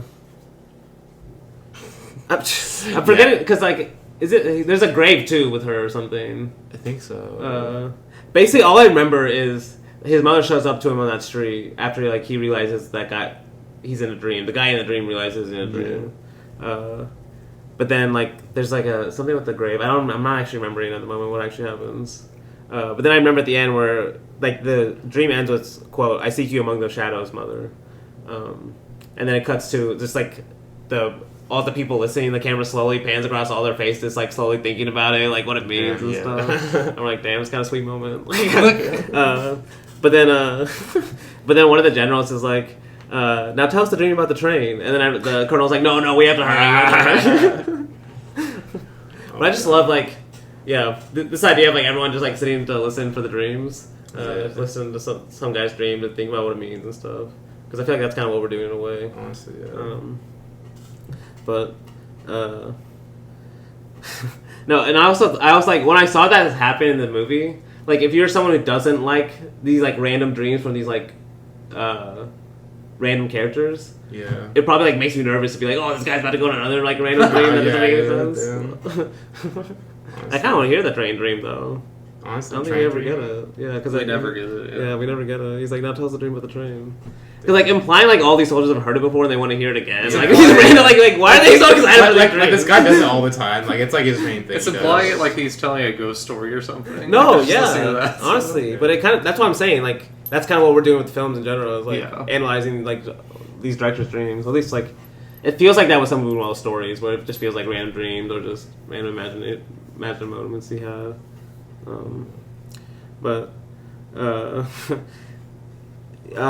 The bishop also says something interesting about this dream after the soldier sleeps. He says, when Lazarus rose from the dead, he had no memories. And I don't know exactly what he's trying to say. I think he's saying something about the bourgeoisie just like not having memory, like what just like they keep repeating the same mistake and stuff. But I don't know. It's like an interesting quote. But then like there's like explosions and stuff, and the colonel comes back. And he's like, oh, I forgot to ask you for dinner next week. Oh, yeah. Like, ignoring, like, everything in the background. Yeah. You know, he has to be polite, you know. Yeah. If someone invites you to dinner, you invite them back. And just, like, the thought of them, like, going to war, like, right outside some, like, bourgeois mansions. Like, what? No, and them ignoring it, too, just completely. Yeah. No, I love that. No, and then it just, like, the colonel asks them to go to dinner next week. Yeah. And then he tells them their address. And then the camera cuts just to their address from next week, and they're all arriving like all happy, like completely ignoring the war that just happened for a week apparently. Like it was like, that's so efficient. Back to the dinner next week. Oh yeah. But honestly, this is like one of the best moments in the movie. Honestly, yeah. Where it does feel like, wait, yes, this is where the dream starts, I guess. Yeah, this is where the dream starts. Yeah. So this efficient cut is actually a dream. Yeah. Yes. Damn.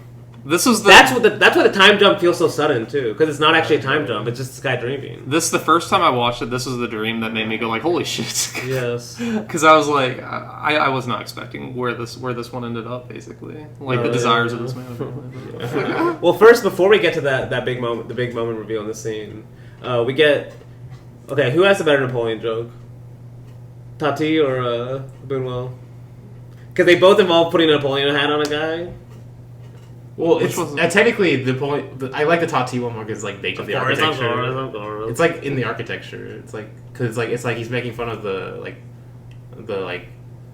cubby hole for the chefs to put their food out. It just looks like Napoleon. He just slaps a Napoleon sticker on it. Damn. Napoleon. No, I love that one. Too. That's what I was saying. They're both amazing. No, but that Napoleon. Because I love this one where he's like the tall guy puts it on his head. Yeah, and he's like. But I think he's doing it. His intention the whole time is to put on this. Okay, first of all, the fact I think he's like doing it to be polite first to put on himself, and he's like, "Oh, it doesn't quite fit me." Well, but I suspect, and he says, "I suspect it might be your ticket," and he puts it on another guy, and then they start cracking up and right. Well, the important thing too is that they just like take the protective glass off. No, that's also true. Yes. That's what I was saying. You could argue this one is part of the architecture too. I guess. Yeah, it is part of the architecture. Yeah. You know, it's still a little hat though. No. Yeah. They're both amazing. They're both amazing. But it's definitely like it's for that joke. But then you also see the girl walking around with it later on in the movie too. Like it fits her head perfectly as well. So. Yeah. It's like damn, they can't. They're not even aware. Do they imply that they like Napoleon? I guess probably. I think Buñuel's using it kind of as a joke. Like they can't see like what Napoleon was like bad. Yeah. Or like the imperialism basically like he's an imperialist. I don't know. I actually don't know. I think they're making fun of Napoleon, aren't they? Yes, yes, they are. Yeah, the or I think it's more like because people in France have a lot of respect for Napoleon. Okay. So like they're making making fun of that in a way, maybe like they don't actually respect him. Because like there's some moments, yeah. At least that's how I see it. Well, yeah, I don't think the bourgeois liked Napoleon either. Yeah. So. Yeah. Because he's the one that came and fucked up their system too. Yeah. I guess that's a good point. That's true. He's a complicated man. Yeah. But I also there is some stuff about going on with Napoleon in this one though, because I'm pretty sure the guy isn't the army guy, like he's like really like pro Napoleon basically. Yes, that's what I was saying. Like he's very patriotic for Napoleon. That's why it feels like the bourgeois are kind of anti. Yeah, because there's a lot of these like little like background quotes. Actually, that's a good point. This is the Colonel's house, technically. Yes, it's the Colonel's house, or at least the dream version. Yes, of the dream version of the Colonel's house. Yeah. But there's like a lot of background quotes about like everyone taking digs at this at Fernando Rey's country, basically. About I hear like 10 people die a day or so, or like 30 people die a day. I got like it's even worse than that. But it's just like there's all these like little digs at his country. Yes, definitely. About like how he runs it and stuff like that. Yes. So that's like where it feels like there's like subtle digs that just like polite racism almost of like how you feel about third world countries and stuff, or like the only things you would know about it maybe. But this is where like they all sit down to eat, and like this guy like holding the chicken. This chicken gag is so funny. It's so like, good. Oh yeah. Like he drops them, and they just like the way they hit the ground, like, and they sound exactly the opposite of what a chicken should sound like if it hits the ground. Like, it just sounds like a brick. Like or like a bowling ball. Or something. It's like a Tati joke. Yeah, no, honestly, yeah, because like it just like hits the ground, like it's like plastic or something, or like But then the guy picks it up and just puts it right back. No, this is a classic like silent era gag. No, this is like something that'd be in like a the playtime restaurant scene. I feel like with like a waiter. But see, this moment, but then but this is where I said it almost like breaks the fourth wall. Yeah, it feels like it's breaking the fourth wall because it's like because they see the chicken like and they start to see his heart and they're like.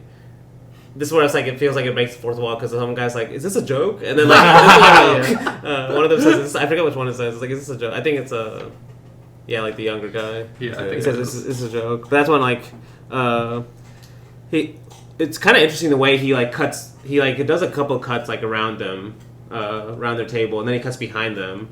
And that's you see the wall like the curtain just appears. The curtain that's why he does these cuts because the curtain's not there initially. Yeah. But then he cuts around them. And then when he cuts around to the back again, the curtain is there. Yeah. And then the curtain just opens all of a sudden. So good.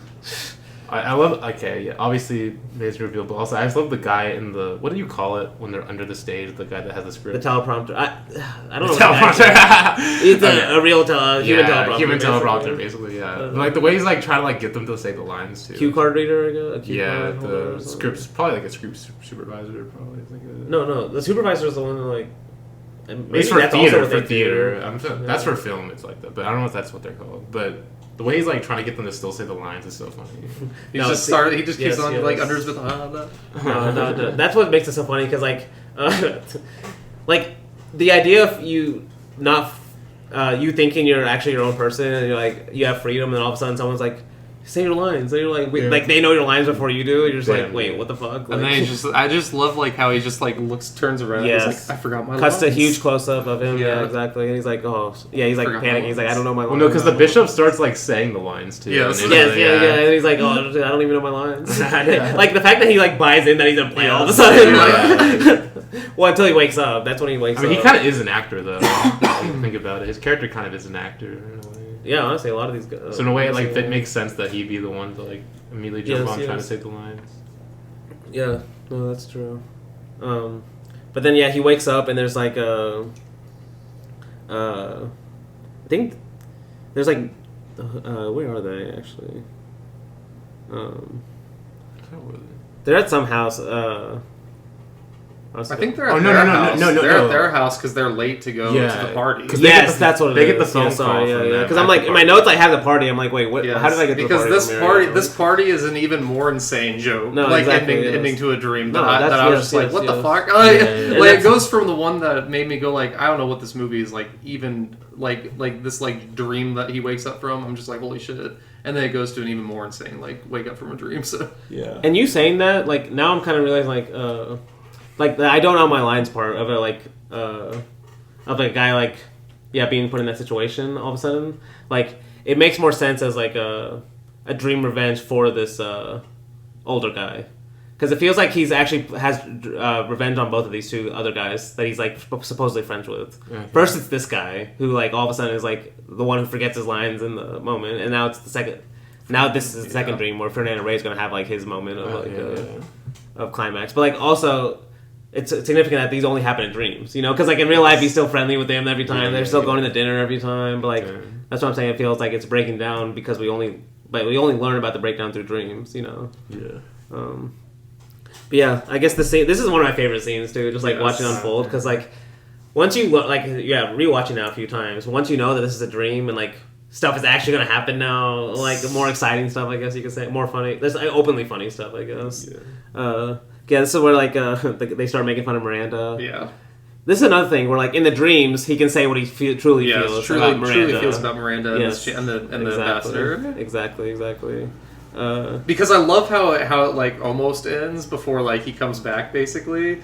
Because like all these people are saying the stuff to him, then like Fernando Rey's like, I don't think I belong here, and they just like starts to walk out of the party, like leave the party, and then like the dream stops him basically. No, they convince him to come back. Yeah, that's a good point. The way they arrive at the party, there's also a really subtle joke I noticed this time. So they're late to the party.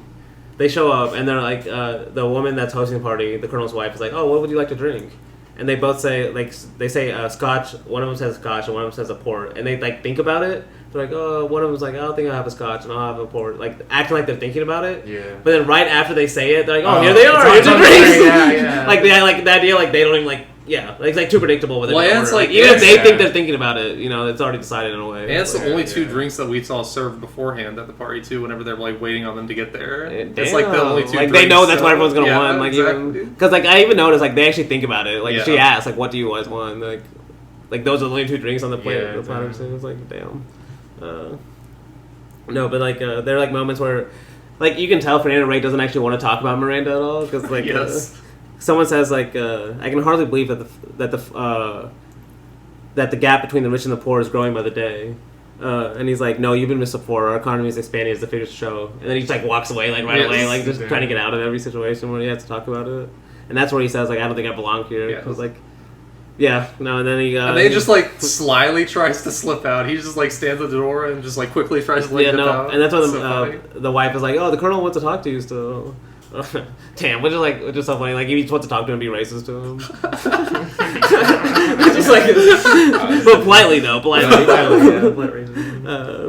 But then, he like says like some like how Miranda has the highest homicides per capita, and is, like asking him like basically leading questions that like, he already knows the answers for. But then he's like Fernando Rey's like, if I wasn't your guest, I would demand satisfaction. And then the colonel says, I wasn't sure such a chivalrous custom could still enjoy favor in such a semi-barbaric land. And then he's like, you just insulted Miranda. And he's like, I don't give a fig about Miranda. Which, I wonder what the fig thing was there. Like, I wonder if he wanted to use fuck, but Yeah, I don't know. like just for rating or something. They had to use Probably. fig. Or it's just funny, I guess. He's like, I don't give a fig about Miranda. And that's when he shoots him and... Well, doesn't Fernando Rey say something to make the colonel slap him too? Because the colonel does slap him. That's kind of what makes Fernando Rey shoot him. But Yes. Yeah. No, that's true. That's true. Another Buñuel slap. Like I said, Buñuel has a few times where a slap leads to a punch. This leads to a slap leads to a gunshot. Damn. But yeah, that's when the older guy wakes up, and like this is really the first time I noticed like those actually two dreams are His dream. Yeah. Because you could read it as like honestly, it makes sense if it was just a real moment too. Because you could see like the colonel doesn't like the like.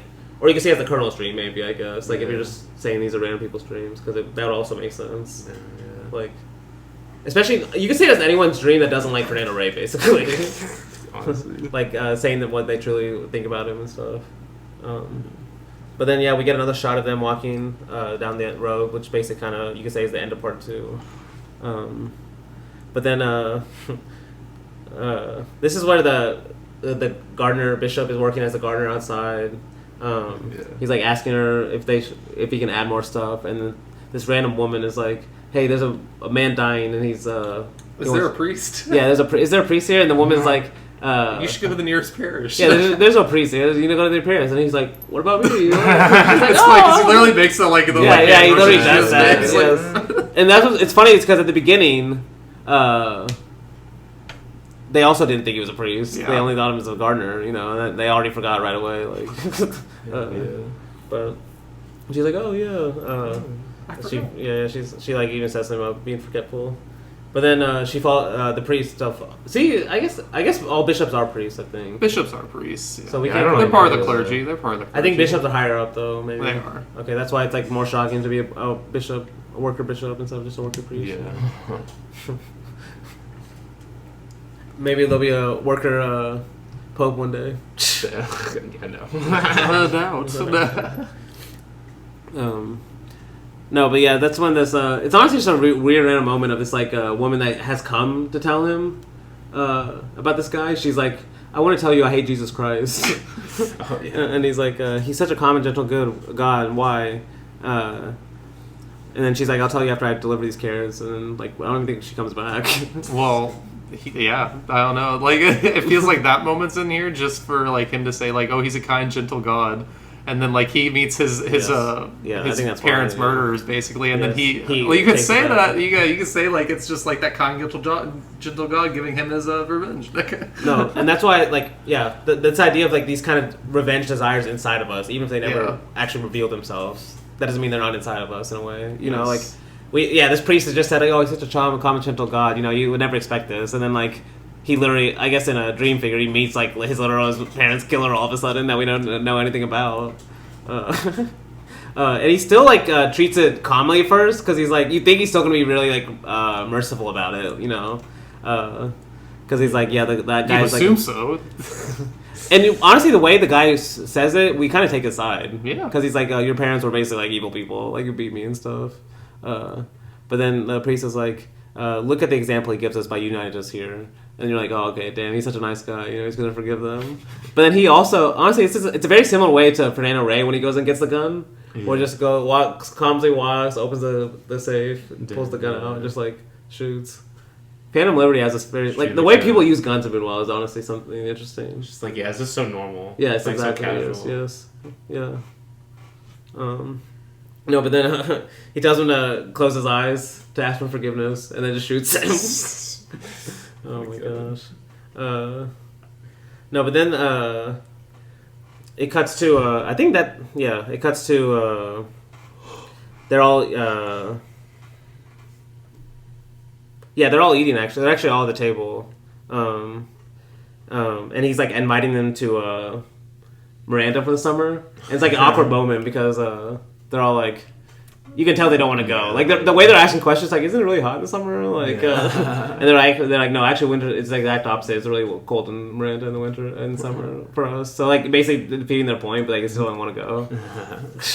But then like, they're about to eat again. That's when the police show up to arrest them, and you think, okay, they're finally gonna pay for their crimes, you know. Yeah. Like, the way that they're all shocked to get arrested, too. Yeah. Like, it's almost like one by one. Like, one of them comes to, like, and the first two get arrested, and the third guy's like, oh, you know I'm your neighbor, right? You know, it's nice to meet you. How are the kids? And they're like, wait, are you Devonon? I think that's his name. And they're like, yes. And he's like, okay, you're arrested, too. Yeah. Like, he doesn't even care. And the lady's just like, you can't just go around arresting people. It's like, take the women, too. There's also fig used in this scene. The police officer says, I don't give a fig about diplomatic immunity. Yeah, I don't know about that. It's like, is that a thing in the 70s or something? Yeah, I don't know. But yeah, we cut to like another just like random. This is like you could say another outside dream with the Bloody Sergeant. Okay, yeah. It's another great horror movie. Honestly, yeah, this is yes, exactly. Yeah. To me, like this whole Bloody Sergeant thing is kind of just like. I think he's a way showing like even like places kind of have like dreams and nightmares in them in a way, you know, because like the way he cuts to this police station, I like that because like it's like all these police officers know like every year on June 14th like this bloody sergeant comes back to get his revenge. You know, so they Well, all have it in their it's not heads. even really revenge that he's getting though. It's more like he comes back to forgive the prisoners. Because that's the whole No, he's thing getting that he revenge does. from the. He's on the getting cops. revenge on basically the system that The made system. him kill someone, essentially. Yes. Which is really an interesting dream. I like the dream Honestly, a lot. It's yeah. one of the more interesting Damn, dreams. yeah, I didn't even think about that. Because it's one of the more like surreal dreams. Because like they're torturing this prisoner, basically trying to get Yes. information out of him. And then they use a piano as an Yes, electric yes. as an electric chair, basically. Yeah. I'm just like, what the hell? Like, Honestly, yeah, it's pretty horror. Yeah, it's like some horror moments in it for sure. No, but then, it cuts to the guy. It cuts back to them saying like finishing the dream, and then we fall back to the narrative again with like the cops having already arrested the 6 people. And you could say this is why I'm like, you could say it's foreshadowing in a way too, because like they're literally about to get released. So you could say in a way like the bloody sergeant didn't come back, you know, Yeah. at least according to this guy, for this captain, because these people he didn't want released still got released. yeah. And it's funny, like I don't know. I feel like it kind of shows like even for the guys that work for the system, they can't even get it the way they want to. Like this is someone above them like comes down. You know, like the cops have no control, just like a lot of the people. In a lot of these cases, when someone above them comes and tells them, you know. But yeah. Yeah, I had talked to Stephen earlier. This is where like they get the call with Michelle Piccoli and stuff to let them go. That's why I mentioned with the airplane noises, because we do hear him say our diplomatic relations with Latin America, and then the noise starts to drown out. So it's like that's why I was thinking the international relations thing is like basically above his pay grade. And then when he talks to the mustache guy who's lower than him, we get the bureaucracy, which is kind of another like this is above your pay grade, you know, like stick to your job. Follow orders. Yes, exactly. And honestly, like this, that's why I think it's kind of interesting to why we heard that Bloody Sergeant dream, because in a way, in the movie's logic or the movie's flow, the truth of the situation was like revealed in a dream even before it happened, like in reality. Yeah. You know, of those prisoners getting released. And that's kind of I think what he's saying in a way is like if that sergeant had that dream, he might have had that feeling that these people were going to get released anyway. He's just dreaming about it in a like kind of this bloody sergeant, you know, fictional way. But deep down, he had this feeling, okay, they're going to get released. Yeah. Like, Well, because like the entire scene of him talking with the mustache sergeant that we realize is alive still, because he's like, I had the strangest dream. I had a dream that you were releasing all of the prisoners. And he's like, why would I ever do that? And then everything happens, exactly. and it's like, that's damn. exactly what I'm saying. Yes, exactly. That's what I'm saying. Deep, like Yes. subconsciously, he Yes. knows like they're going to He get knows released. this is gonna happen. Yes, and he's going to like blame Bloody Sergeant Day or whatever, or at least in his dream, he's blaming Bloody Sergeant like to get that release in a way. Yeah. But yeah, we go to I guess basically like the final scene of the movie is it's like a night scene with them at the house again, and it looks like they actually do start eating. They actually get Yes. to eat. Yes. And so we think it's real, but we think they're actually eating because it's a dream. But honestly, some of their conversations before, I'll mention. This is the one where they mentioned there's Nazis in Miranda. Yeah. And he's like, calling him a butcher is a bit extreme. I knew someone's like, there was a Von something or other who was a Nazi in Miranda. He's like, oh, calling him a butcher was a bit extreme. I knew him and he was a perfect gentleman. I think Buñuel he is making that point that there were a lot of Nazis that moved to Latin America, Yes, especially that's Argentina. yes, for sure. But yeah, a lot of the Latin American countries too. So there were a lot of Nazis that lived there. That also got influential roles in their government, in the politics there too as well. And maybe hinting at he might be a Nazi. Like, I mean, I wouldn't put it past that. I wouldn't put it past him. There's a moment earlier I kind of skipped. Like, I think it's towards the beginning of the movie where he's like, Fernando Reyes says something like, "I'm no reactionary or anything," and then it cuts to the older guy, his face, and he like looks like he's like, "Come on!" Like, Visconti is a great film about like the bourgeois and Nazism, like how they kind of like turn to it. It's like this kind of outward politeness is very like. And just like how it kind of infected it from the inside. Yeah, yes, exactly. Like, Damned. A lot of people don't like it though, but I love it. Wait, which movie? The Damned. The Damned. Okay. Because I know Visconti has a few kind of movies about that idea, though, doesn't he? Like, Maybe not bourgeois, but Well, bourgeois for sure. Or a lot of times aristocracy. the aristocracy. Yeah. Which is This one- kind of this one- Buñuel's point in a way. Is like the bourgeois is like the modern aristocracy. Yeah. It's like capitalism's version of an aristocracy. For sure. That's it, yeah. But yeah, then this is where like the terrorists come. This is what I was saying. Where like even in the dreams, these anxieties that they kind of have in their backgrounds, they even like they can't even satisfy them in the dreams because they even come and attack. Because like the terrorists come.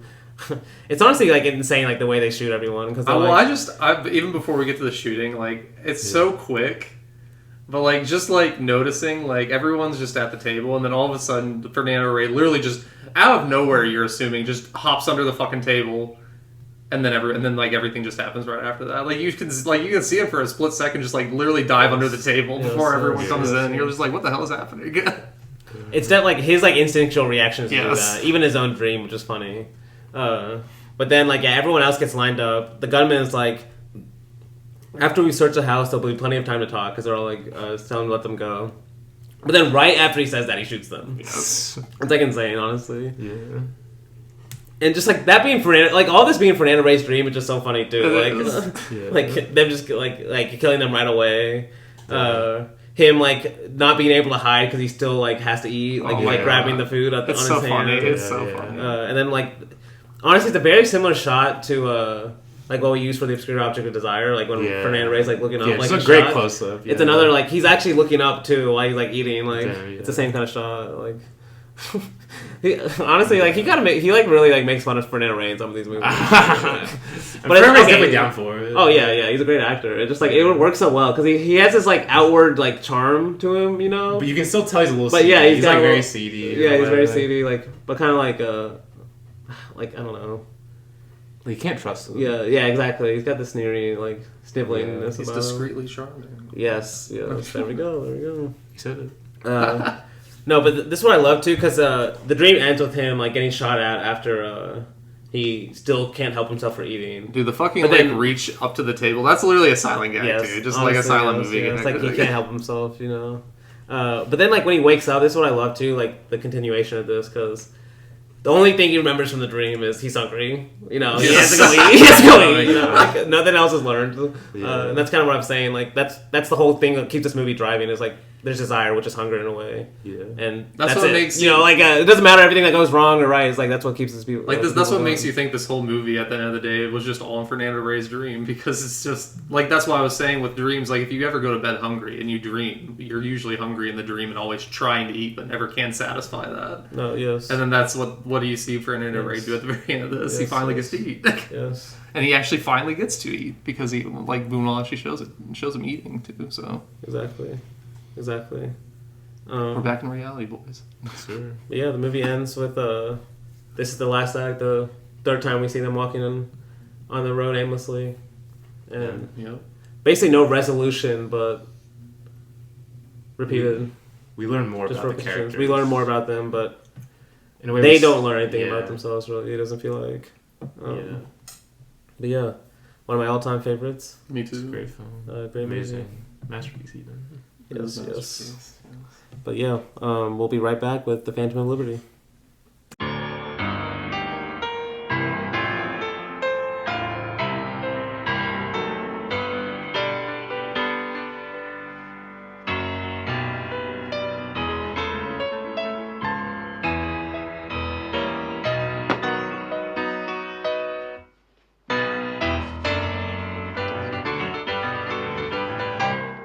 And welcome back as we continue, or actually we conclude Oh, yes. our Buñuel series with actually not his last movie chronologically. Yeah, we kind of already did that last But week. yeah, we did that last week. But it's one of his last. Buñuel movies. would approve of us doing this non-linearly. He You know, Yes, he would yes. approve of that. Yes.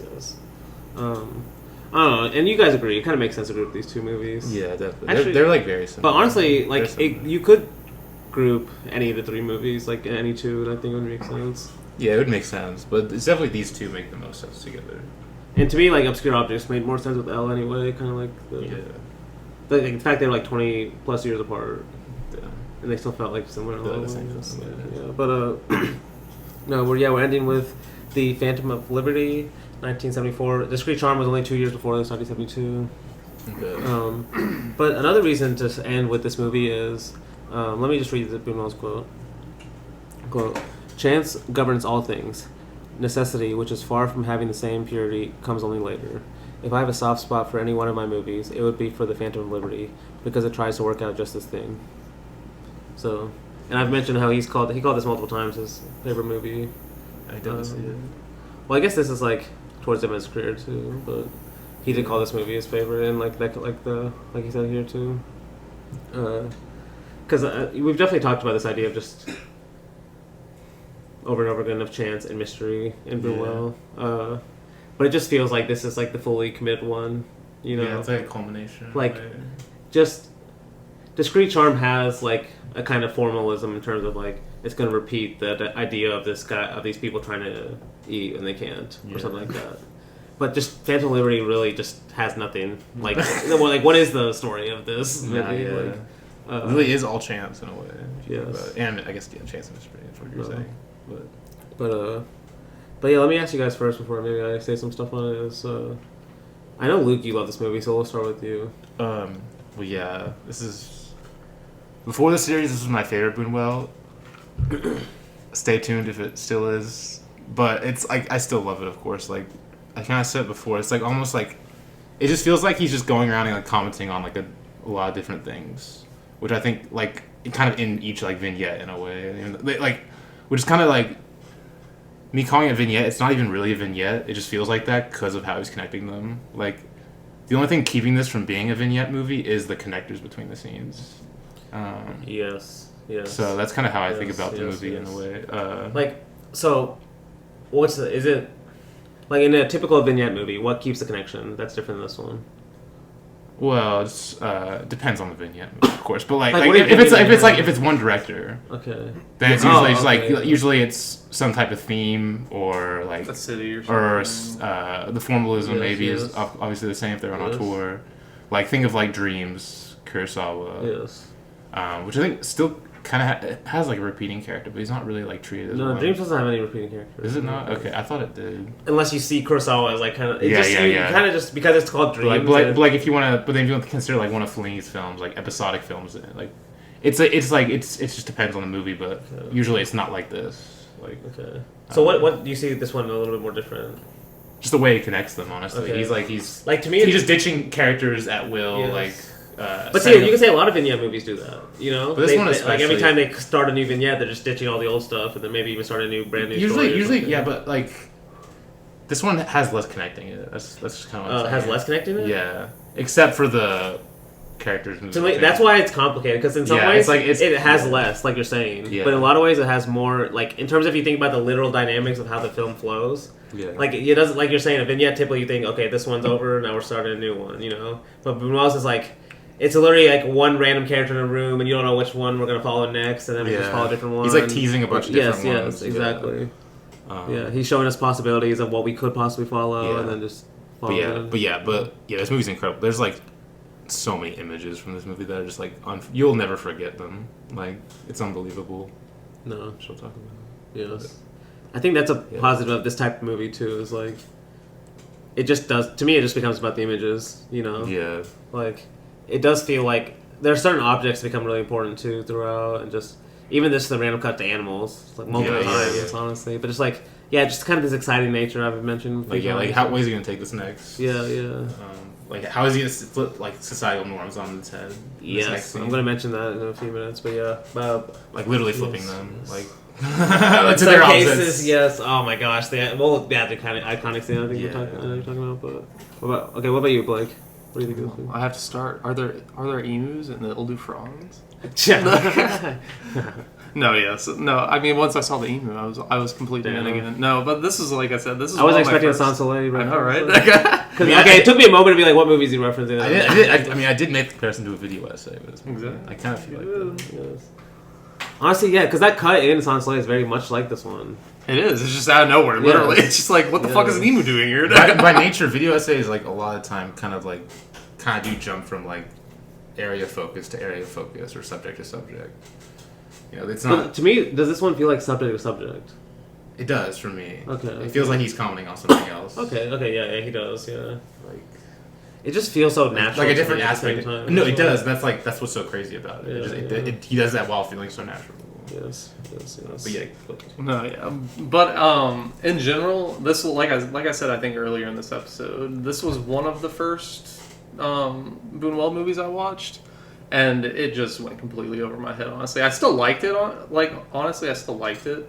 When did you watch it? It was probably 2018. I think this is one of the ones that we got at the library back in the day. Oh. So it was probably because that cover, which is like exactly. It's a legendary poster. Like, oh my god, it's got a few legendary posters for it, and it's got a lot of. Well, I don't even know what it's even depicting, to be honest. Still. a dick. I don't know. What is this movie depicting? What is this movie depicting, Luke? Yeah, it's like That's level one.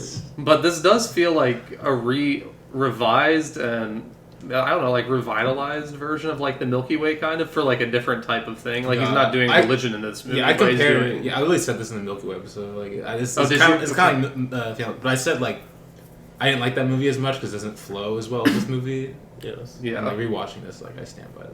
It's like, and see, like rewatching this one, I do think it flows extremely well. It does flow better than Milky Way, because I do think it's a better version, basically, of like a better like formulaic version of the Milky Way. There's like few movies that flow this way. It's like true. We can't even like fully like it's just like it flows. But to me, what's interesting is trying to figure out why. Yeah, exactly. Because to me, you can say that actually about every great film. No two great films should be like, oh, they flow exactly the same way. No, yeah. You know what I mean? But like, it's the whole point is like, why? Why are they so different? Because I do agree with you. Like, Milky Way is a lot more.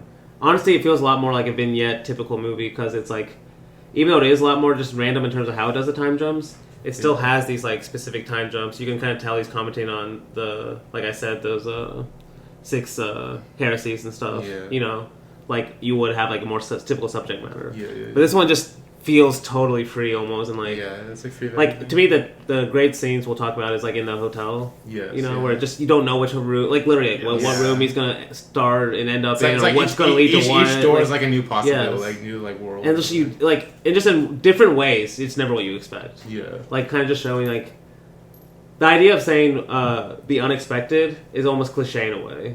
Yeah, but to show it just like in its infinite possibilities, like Buñuel does, it's like you never like.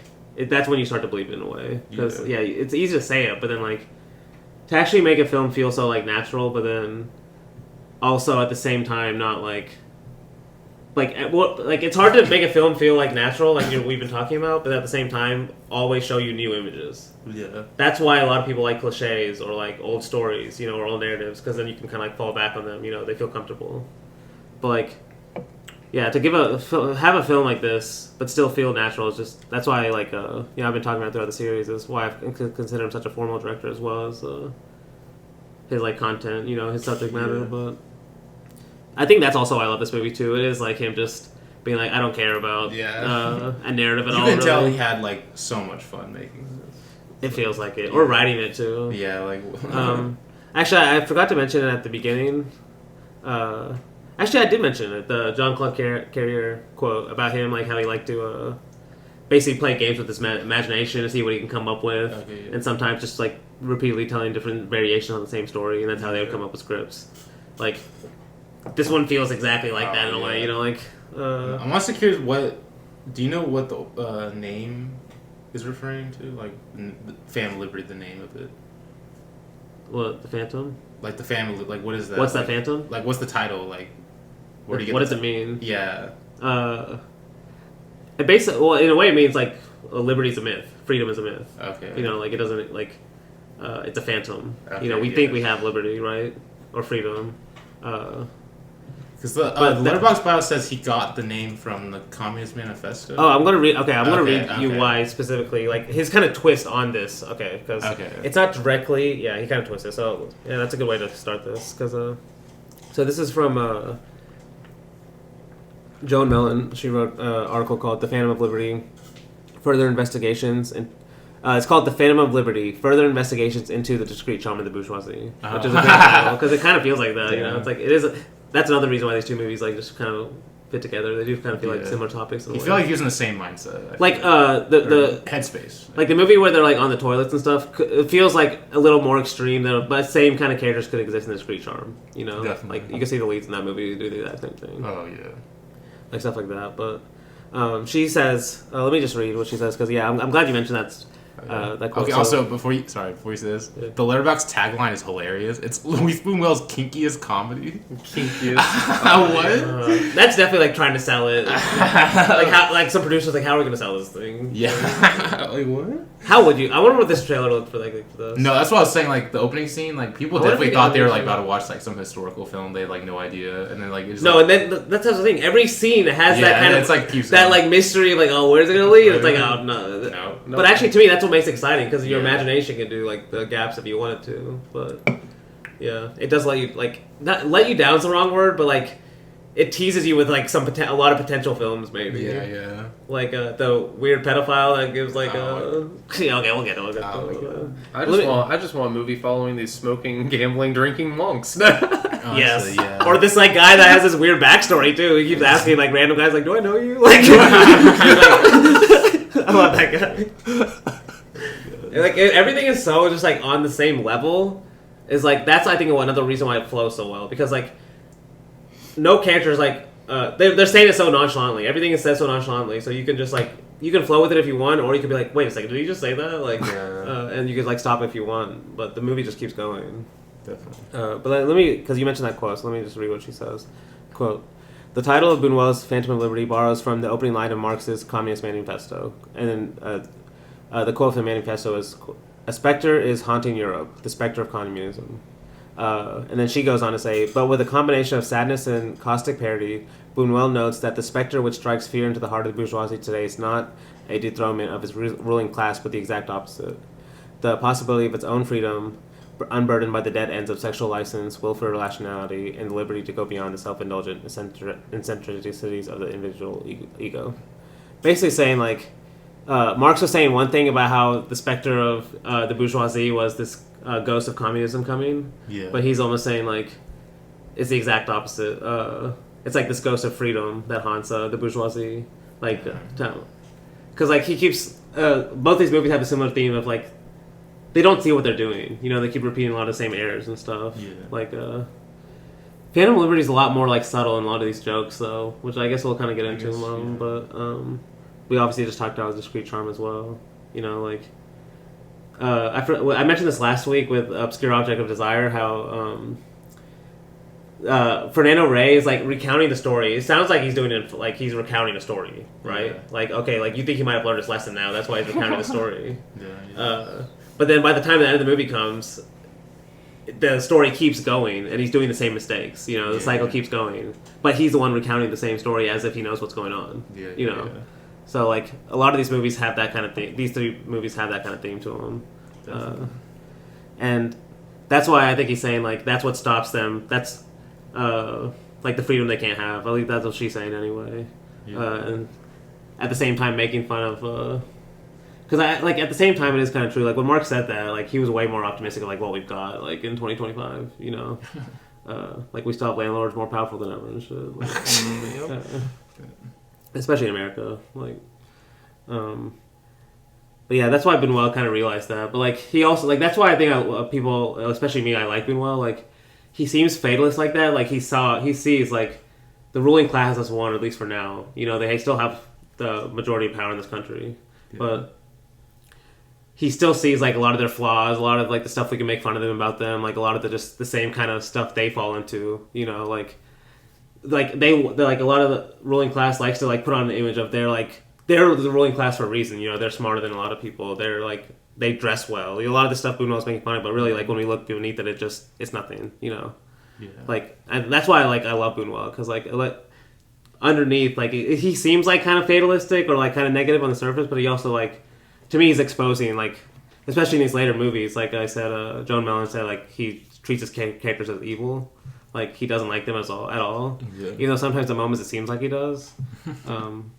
There are certain characters he likes. I would say the main characters he doesn't like, especially Discreet Charm. But yeah, that's, like, the communist, I'm surprised that you saw his Letterboxd review that mentioned it, the bio mentions it. Oh, shit. Well, they also say the incidents are based on the life of director Luis Buñuel. I don't know. I don't think so. Yeah, strings together short. That's like the same. based That would on be like life saying of a like character. My Last Sigh. His own autobiography is not even based on like is that he makes up a lot of it. Damn. But like he makes up in a way like he has a story of like where he doesn't like Chaplin and like it like sounds like a very fake story, you know. But like the desire, like the idea of like him like really not liking Chaplin and wanting to do that like comes through. Yeah. You know. Well, I think it's Chaplin. It might have been Eisenstein. It was one of them. Daisy, No, because one. yeah, it was one of them. I forgot, but you mentioned Buñuel's subversion earlier. How he's like a very subversive director, like sometimes literally in some of these scenes. Let me read what he said. He said, "Quote: It's no longer possible to scandalize people as we did in 1930 when he was comparing the Phantom of Liberty to the Golden Age." And then he goes on to say, "Today you have to do it with sweet subversion." I love that. Just sweet subversion is kind of it's like a great way to describe the Phantom of Liberty. Yeah. And Discreet Charm, honestly. Like, I see that. like yeah, exactly. Like you're saying, like some of them are like literally literal in the scenes. Honestly, just like it's just one of my favorite scenes that has this kind of idea is the doctor scene. I guess we're not talking about it, but just like cigarette. like saying all these different ways, like this like perfect bedside manner. Yeah, it's like to get around, like just saying like the truth, basically. Yeah. But let me read one more quote from Buñuel before we start on the movie, because it kind of just says his. Actually, no, this is not from Buñuel. Sorry, this is from John Mellon. But let me read it, and then we can start. Quote: Liberty has become a phantom through our distorted consciousness, so deformed that we can't tell the difference between reality and our psychic configurations. Seemingly sane people treat as missing a little girl seated among them. We're impotent before our biology. This girl's father can only slap the doctor who informs him that he has cancer of the liver. The omnipresence of death should make us cherish freedom all the more, but prisoners as we are, it doesn't. We can't tell the difference between past and present, burdening ourselves with two prefects of police, as if one weren't enough, or between dream and reality, as if with the materialized letter delivered by the phantom postman. Goya's El Tres de Mayo hangs on the wall of the police station. Oh, damn, I think I got that confused. Yeah. That was this movie. Well, no, you said it was this movie. Yeah, you Oh, I said did? it was Okay, that's the this movie. movie. Okay, yes. Okay, I'll keep going. So, yeah, Goya's, that's the painting's name. Goya's El Tres de Mayo hangs on the wall of the police station. A revolutionary fervor is now usurped and in the hands of a repressive enemy.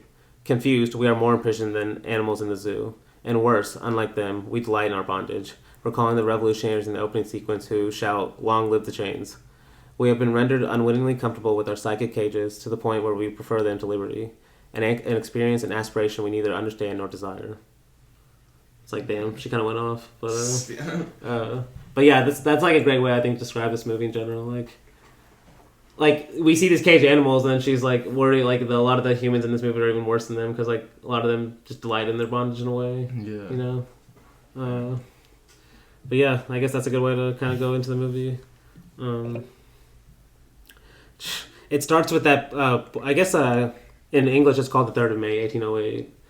And it does start like it really sells you that this is going to be. It's like deep, weirdly detailed. It's slow too. Like Yeah. it's slow and like slowly like you hear a lot of the horse steps and stuff like that. Yeah. Like kind of just like getting you into the world, you know. The guy wants to commit necrophilia.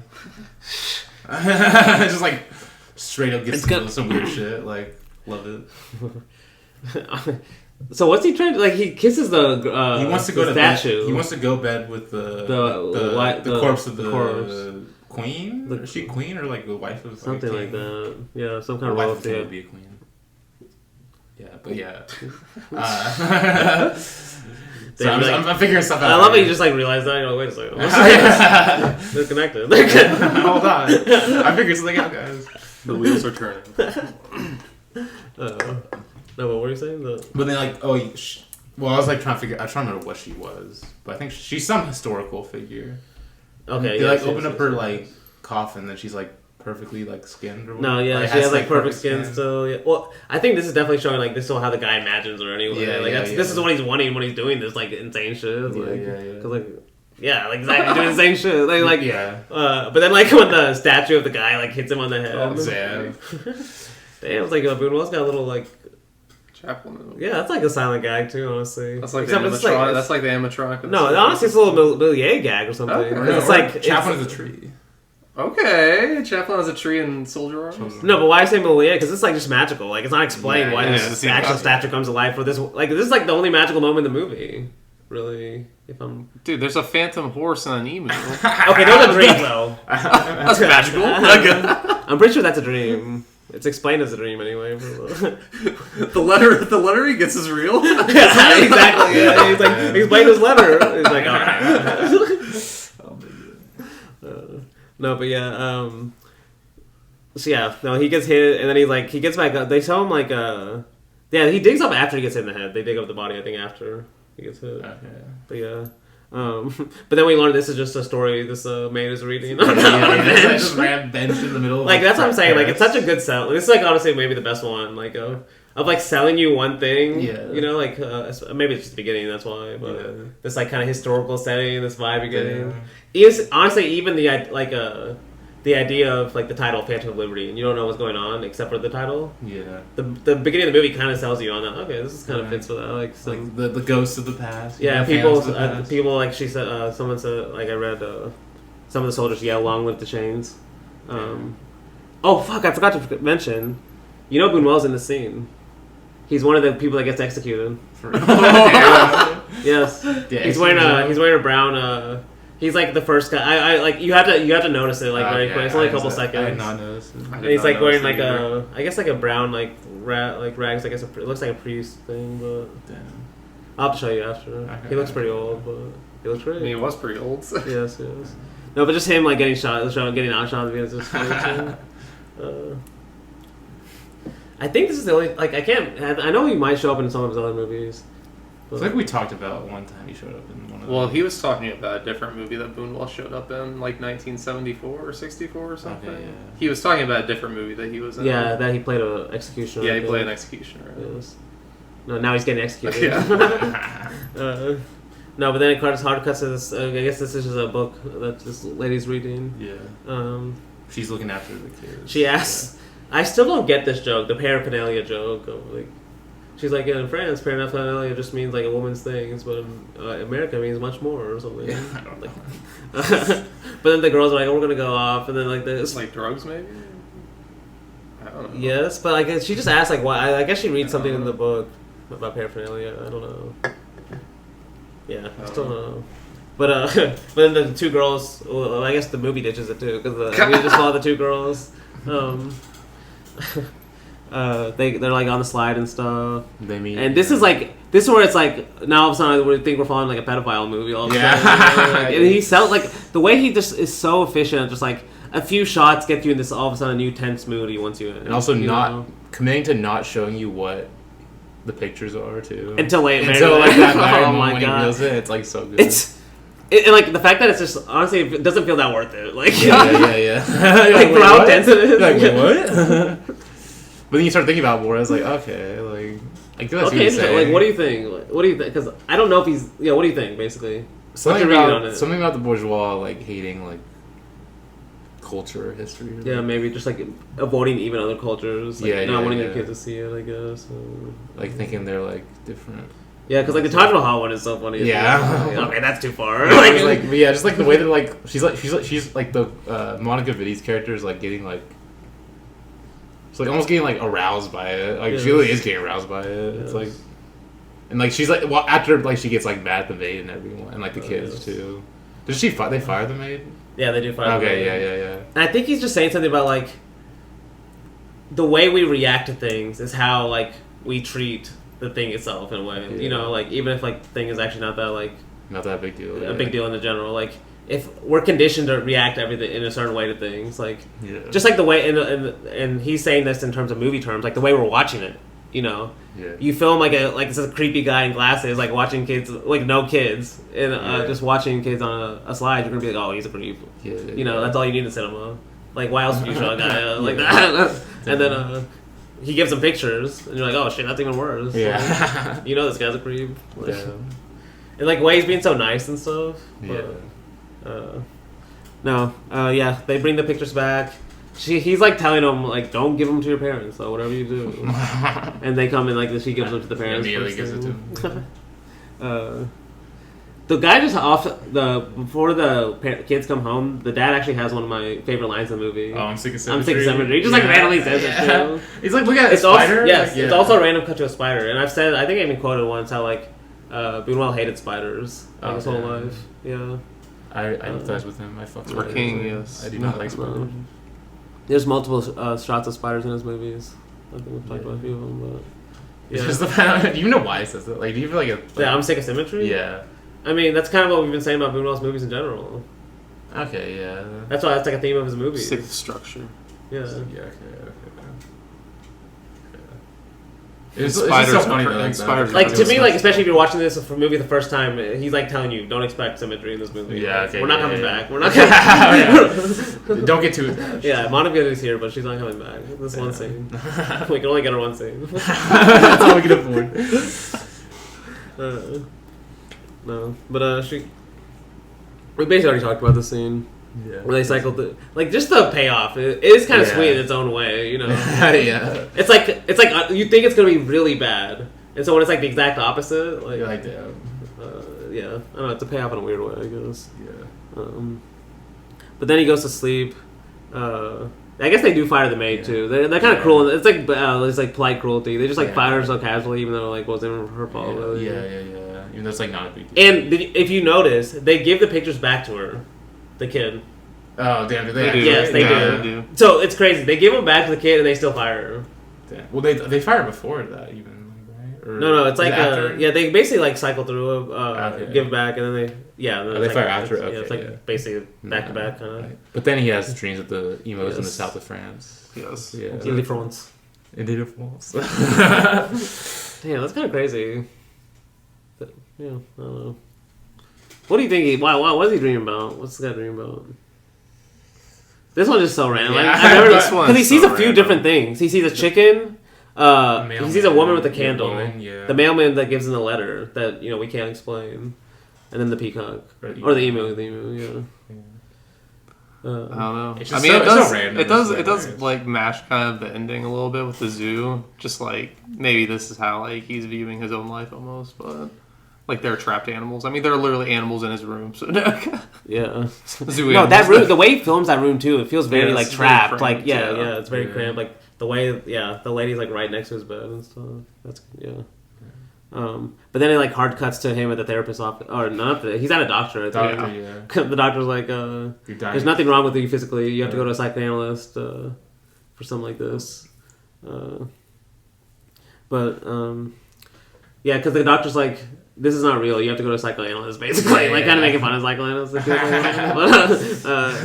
But he's like, "But how do you explain this letter then?" And this is crazy because it's like. He's so good. It's like, okay, yeah, that's a good point. How does he explain the letter? Maybe we're gonna explore that. And it's like, no, we're gonna follow this nurse that just randomly comes into the room. It's like I have to go. I have to take I have to go off because my dad is dying. Well, doesn't he? Okay, is this later on or just during the scene when he? Doesn't the doctor see another patient and like the guy's dying of cancer? No, that's later. Was that later? No, Okay, that's a whole different doctor. Yeah, okay. I I love get that. it mixed up. I get it mixed up. That was the doctor scene I was talking about. Yeah. earlier. Okay, I got it mixed up. No, this is the one where it's like, okay, the doctor's like, he just goes back because the nurse is like, I have to talk to you really quick. It's like literally like she's out interrupting nowhere. because of her like need, like her dad is dying, Yeah. and that's why she comes and interrupts. But she's like literally interrupting the whole movie now. Yeah. She literally does, because now we just follow her. Because she Immediate cut interrupts to- that narrative that Yeah. like with the whole letter and everything. Immediate cut to her in the Yes, car, yeah. basically. But her in the car leaving. The doctor's like kind of mad. She's like, okay, just gonna be back soon. I'm busy. Of course, he doesn't care at all. Even as a doctor, which even makes it a little more funny. Like the doctor doesn't care that his nurse is like, "Come on, Dad's dying." No, but yeah, she's like driving. It's honestly the best moment. I've said this a few times already once, but it's the best moment of him. It's like shifting to a new narrative without just like any care. Damn, yeah. Honestly. Because like usually films explain like, yeah, how do you okay, if someone has a dream and they get the letter in the dream, how are they gonna explain this in the movie? Yeah. Just like little like We stuff are. like that. Yeah, we're not. What are you doing? See you later. Yeah. No, but yeah, this is where we basically spend like probably the next 30 minutes of the movie. The road's in this inn. Like the road's like blocked by terrorists or something, or is it something? no, they just stop her. I don't think they block her. It's weird. They say they're searching for foxes or something. I don't know. Yeah. There's like I don't know if this is what he meant, but it kind of had this like NYPD driving like tank vibes to it, like because they're like driving a tank and they're like, sorry man, we're searching for some foxes like on a way or something. So I don't know if it's like a metaphor or if like they actually are searching for foxes. Because then they're like, she's like, I don't know, I haven't seen any. And they're like, okay, you can go, and that's when she like comes to this inn. Got a whole group of colorful characters here. Yes. No. She sees like that's what it also feels like the Milky Way a little bit too, because she sees some two priests like sitting near the fire. Yeah. That definitely brought us some Milky Way vibes. They give her food and stuff, and she goes to her room. And that's when like the three priests. There's actually I guess 3 priests down there, and they all follow her. Like, it's honestly crazy. Just like they give her a Jacob the statue or something. I think. Yeah, one of the priests gives her a statue because like it supposedly helps dying or like cure illnesses that can't be cured. Essentially, I did forget before we see that priest come and gives the statue. Yeah, we see some quick shots of there's first a room open. With just like this girl dancing to like Spanish music. Yes, I love this. And we're like, oh, maybe we're going to this room. And then I just call him in my notes the assless chaps guy. Yes. Assless chaps. Absolutely. Yeah, I don't even say the guy. Yeah, assless chaps. He comes and just closes the door angrily. And then he goes to his room. You're like, okay, maybe we're going to follow him. And then we come back to this room. Okay. And the fact that we do come back to that guy and like knowing what we know about him later, like rewatching, that's what makes some of Buñuel's movies great to rewatch too. Because like. Now, in my head, he's assless chaps guy. Yeah. So, like, just seeing him, like, as a normal guy initially, just, like, closing his door, or, like... Just being mad that someone's being noisy. And just, like, watching him slowly set up all the other characters, you know? So, like... Yes, exactly. Yeah. Yes, honestly, it's so good. But, yeah, that's why we seen the first time, so I wanted to mention that. Okay. But, then the other priests come and enter, like, basically just, like, invading, like, the room. Like, she's not even, like, asking for them to come in. Yeah. But then they come in. They pray for her. It's honestly these are some of these shots of like these high angle shots like above them, just like to get them in one shot, and they start praying. I think he like zooms into the statue, zooms out, and then when he's zooming out, this room is like full of smoke. Yes, and then, like, all the priests are like gambling and it's so great and smoking cigs. And it's like one of the greatest shots in the movie. Honestly, them just all sitting there gambling, smoking, and drinking. No, dude. Buñuel definitely liked this idea of smoking with priests and like just like being around priests, like because Tristana has the same ending. Like it's kind of seen as like because the character in Tristana, like throughout the whole movie, especially when he's like younger, he like doesn't like priests. He like says he doesn't like the church and stuff. But then at the end of the movie, he's like old, and like the last scene is literally him like with priests around him, and they're all just drinking, and he's like, you know, life is not so bad, like basically that, like that. And like this has that same kind of vibe, like. Yeah, it's like basically Buñuel has this complicated relationship with the priest, you know, like he like loves and hates like, them. Yes, exactly. They're fun. Yeah, he knows a lot of their history too, obviously, like just the history of the church and stuff. So obviously, he would like talking to them like more than people just don't know about it. But no, this is what I was saying. Like there's one priest where he like he asks a couple people. Like first he asks her, he's like, I think I know you before from somewhere, or she's like. She's like, do I know you? And she's like, no, I don't think we ever met. She's like, oh, she was so mischievous. And she's like, who are you talking about? And he's like, a pious lady that used to visit us. Her husband was a military man. They're like, stop talking. Like, basically like implying, obviously. But, yeah, no, this guy also comes up later when he asks a different guy. Like, basically, this priest has like a not priestly background, I would say. No, yeah. There's just subtle hints from all these characters. Like, you don't have to take them if you want to, but, like, yeah, you can read into them more, like, just by little stuff they say. But then, it cuts to this, like, nephew and aunt, I guess. Yeah. Oh, yeah. Or no, is it grandmother? No, it's an aunt. It's her aunt. Yeah, because he calls her. Yeah. Well, we don't know for a while. Actually, we don't know for a while. At first, whatever. Like, because I completely forgot about this story. At first, I was like, this guy's just like dating a really old girl or a really old woman. Yeah, this is. And then she's like, you were always my favorite nephew, and I was like, oh no. It's only like in the middle of the scene. Yeah. Like, damn. No. But it's just like I think another idea of like you really never know what's going on like the room next to you. Or just like No, but yeah, it's kind of weird. It has the same kind of thing. Like you know when the dead body at the beginning is like a perfect naked body, still, or it's still a perfect body. I don't think it's naked in the casket, but this one when she takes off her clothes, like she is really old, but then when her body is like it's young. Yeah, it's a young naked body basically. And I also find it funny how just like it just gets super like melodramatic, like in these scenes. Like all of a sudden, it's like so bizarre. It's like oh shit. Honestly, that's a good point. Yeah, that's like it's like no one ever does a good way. This, like, yeah, especially the way they're both acting. Yeah. Damn, I didn't even think about that really. Probably the most in the movie. Like, yeah, especially the way he's acting is like really uncomfortable too. Yeah, like and then he's like yeah, he sees her body and then like he gets angry. He starts choking her for a little bit too, like with the pillow. What the fuck is going on? And then he like has to go out. He like wants to go smoke a cigarette and he leaves the room. And that's joins like, the others. Yeah. That's when it's like, okay, we just saw the craziest thing. You know? Okay, thank God. He's like we're kind of with him too. Like, okay, he's gonna get some break. He's gonna get a break from what we just saw, you know. And then he goes to like he says he's about to go drink, and then this is when the Ask the Chaps guy comes and stops him, and he's like, oh, just come and drink in our room. You know, the bar's already closed. And he's like, all right, and he comes in. The nurse also comes in because she's like needs more matches because for what's going on in the other room. Damn. And then they're like. The way she says it, dude, she's like, "Oh, there's 4 other men in the other room. I just need some matches." But then they're like, "Oh," the way they get excited. Oh, they get so excited. Oh my gosh, it's kind of like it's knowing like 4 men. Yes, knowing it this time, I was specifically watching their reactions the whole time. Like they were the only people I was watching this whole scene because I just like wanted to see how they were setting everything up. And he like, yeah, it's just so good. Because like they asked 4 gentlemen, and then she says later, oh yeah, they're monks or something. And then he's like, I think it's him. He says, oh, she didn't tell me the 4 men were, and he's implying monk. Yeah. Oh, actually, she never says monk. She just says the 4 gentlemen. They walk into the room, and then he's like, she didn't tell me the 4 men were, and implying they were monks. And he says, oh, but it's no problem. It's actually on the contrary. Like saying like it's even better than the monks. Like, so like, because like if you the first time you watch like, why would it be better if like they're monks or something, you know? And it's just like. It's still not explained why it's better, but it's just like explained a different way. Oh, you know, like no.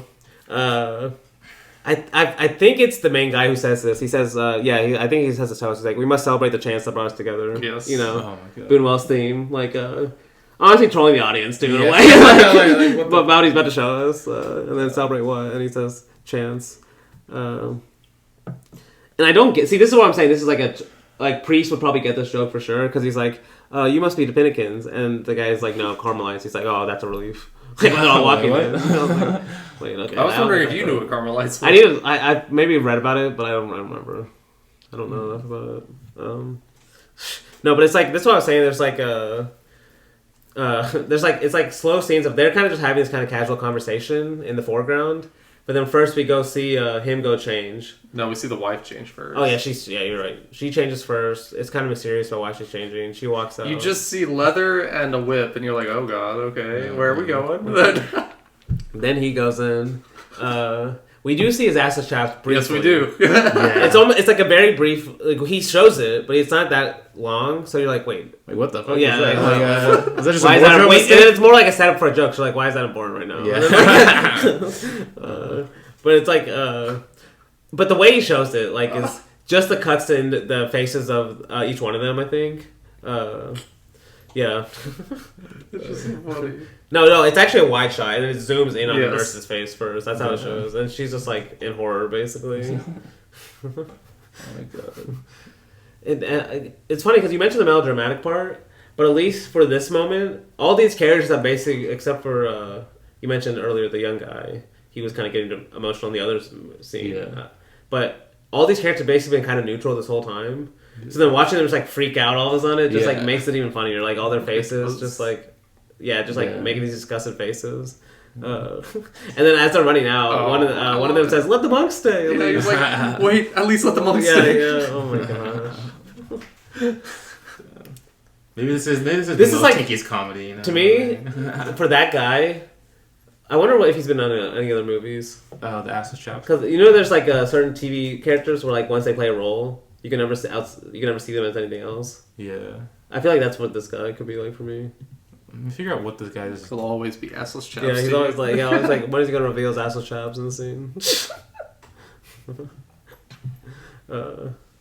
No, but then it's like it cuts back to like the young kid going back to the room with his aunt. It's like it's like I don't know. It's like almost like a relief going back in a way. It's like a little quieter. And they have sex for sure. Do they? Yes. It's at least implied. Yes, it does. Yes, it does. I wonder why he has that back to back like that. Maybe he's saying like I'm not as weird now or something. Like I don't know. She had time to think about it. I don't know. But why does he like it? Just why does he even come back to this? Because it's like one of the few things he comes back. Damn. But yeah, it is weird because they do. Yeah, he implies they have sex. It pans to like a fox. Damn, remember because I said the tanks were looking for foxes earlier. And it literally pans to a fox that's on the wall, like yes. hung up. No, I do remember the pan to the fox because I was confused at why there was a fox. I think that's why that's like his way to imply they had sex too. Or like maybe he's a fox. I guess I don't know. She's a fox. That's a good question. I actually don't know. Foxy lady. No, I can't be that. Never Buñuel. He would never do that. Okay. He's too highbrow for that. But maybe there's nothing direct. Maybe. But anyway, it just starts the next morning. Like, there's no resolution. Like, we just saw this stuff. She's leaving the next morning. Like, we see a new guy who like works at the police station. He's like a professor, I guess, at the police station. It's implied. Yeah. This is also a great scene. I love this guy. But the way we get to this guy too, because it's like, okay, we just saw all these stuff. Like, we're gonna see any interaction with them the next morning or something. The fallout, yes, exactly. No, and she's just like, she's leaving. This guy's like, can I catch a ride? And she's like, sure. Hard cut to them arriving at the police station in the new city, and the camera just follows this guy instead. Yeah.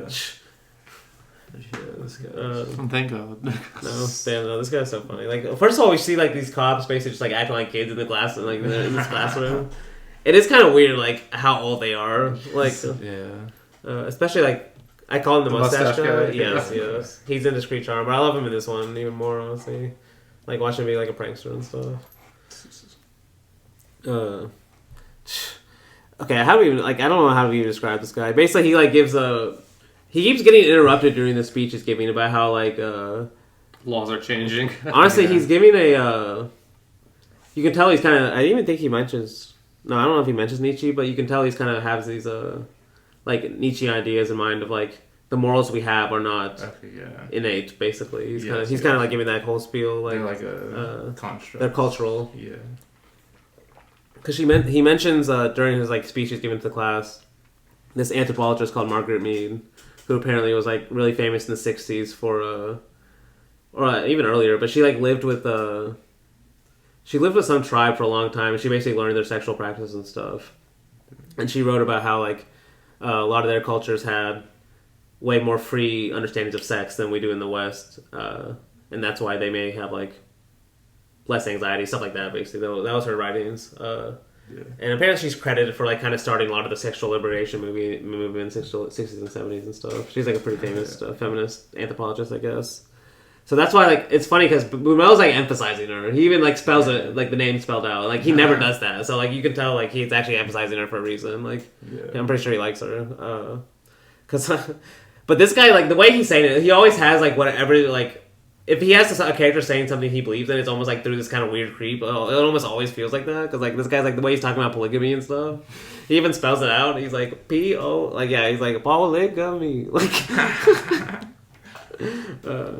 No, because he's saying like even like people that even if they're right, they can still be creepy about it, you know, no, because he gets interrupted multiple times, like where different students have to leave. Yeah, you go do something. And this is where I'm like. It feels like an old guy saying this because he says, "With all these comings and goings, I've lost where I was." I'm like, this kind of feels like this movie too. Like, I was like trying to tell a story, like as an old guy, like. And like it's like, are we gonna even follow any of these police officers in any moment? No, like, we don't even know. And we do. No, we do. Yeah. Okay, let me just read it exactly because he basically. says something I feel like Buñuel could say in a way. So, quote, as I was saying, and he says these two to, I think only the two students. The two that are left after everything else happens. As I was saying, these works found in the Barracks Library will help you better understand the relativity of customs and consequently of laws. When you compare one culture to another, it's always a question of viewpoint. Everyone is always someone else's barbarian. What's more, as far as the relativity of customs and laws is concerned. It's insane that he's saying this in a police station. Because if you think about that, like a police station has to believe in the opposite, right? Yeah. Like the laws are absolute, right? That's what we uphold. Yeah. You know. So if you're just like, oh, laws are relative, like it just makes it funnier. And like, in that scenario, saying that, you know. Yeah. It's even funnier because it's like, you know, the cops aren't listening. Like, definitely not. Yeah, it's like he's only saying He's only saying the two students at this point too. Like he's literally not saying it to anyone. No, but then like even for these two students, the authority comes in. They're like, okay, they're still have to get in trouble, you know. So like, now there's like more authority figures in the classroom than actual students when he has to keep giving his speech, which is even funny. Because that's when he cuts to. He's like, let me give you an example of this idea I'm talking about. Of changing morals, and that's when we get this iconic scene of his flashback. This scene's insane. What do you think he's trying to say with this scene? With okay, I guess I should explain. I guess with the bourgeois, the scene is they all go in the. It's like framed very similar to the Discreet Charm, like the way he frames the tables, like before they all come and sit down. Yeah. But it's like just toilets as seats and stuff, and they all come, you know, pull their pants down, sit down and stuff. Just like it's just the way it's so casual too. It's just so perfect, you know. Like usually a movie like this will have something like it, but it'll be one character that's like the normal one, and they'll be like freaking out to the audience, you know. They'll be like, "Oh, but what's going on? You know? Like, are you guys crazy?" Like, you know, stuff like that. I think he said something about the obscenity, like how it's like not hidden or something, and they're like hiding what like the bourgeois are like trying to hide or suppress, or like the don't need to be suppressed, or I don't know, something like that. Okay. Something along those lines. No, I can see that. No, like, because they're like talking about waste too. Like they're even knowledgeable, like, or at least this guy is. He's like telling them about how much waste the human body produces. They're like, well, like they're like, how much do you think a person wastes a day? And they're like, oh, probably half a pound. And he's like, oh no, much more, probably close to 3. You know, multiply that by 4 billion people. That's 12 billion pounds a day. Like, damn, yeah. He's like 10 million pounds of excrement a year, exactly. And then like it's like there's like these subtle moments too, because like there's one moment where like the camera's in front of the fish tank, and he's like, just imagine, just try peeing in your fish tank, and you'll understand how it's not useful for fish. And it like as he's saying that, the camera pans back to like behind the fish tank to like make you imagine that too. Yeah. And it just makes more sense because they're literally like sitting on toilets. Yeah. But then just like to kind of further the joke, he's like, "Oh, I have to go to the bathroom," and he goes to the bathroom to eat. Like, so the way he's like sneakily doing it, the way he gets interrupted too. Yeah, someone's like, "Oh, he's like, I'm busy." And like, "Oh, sorry." To me, I think it's like the way I read this. At least one way I think you can read it is like. I mentioned how Buñuel, at least early in his life, like almost became an entomologist, which is like a person that studies insects and stuff. Yeah. Like, I think he always had this kind of scientific like viewing of humanity this way. Like, if you view an organism as at one point in time it has to eat, another time it has to get rid of waste. Yeah. It doesn't matter which one comes first or which one comes last. You know, like they're almost like they both have to happen. There's one part we take seriously, which is the eating part, you know, and then we do the other part really silently. Like Buñuel just flips the two. And he says it's like kind of equally crazy, like from like if another animal did something, like if you see what I'm saying, you know. I see what you're saying. Yeah. It's like custom that makes us be like, okay, the eating one is the normal one, like it has to be like some kind of event. That's kind of what he's saying. Like some people are like, no, that's like natural, but like that's what human morals are in a way. Which but like the kind of argument is like that human morals has been made over custom over time. You know, it's not something absolute, right? Yeah. But yeah. That's why I love it. Like, it's very direct literalization of that kind of idea.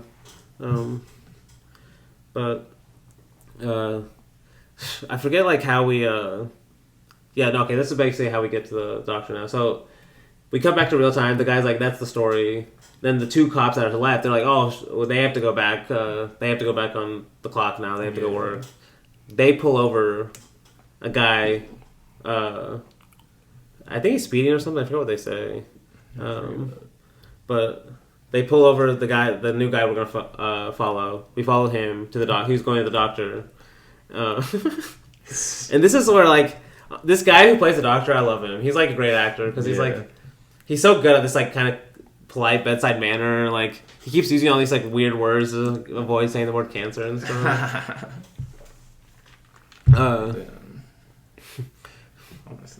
I want to make a little incision right here. And he's like, is it an operation? No. He's like, a small incision for medical curiosity.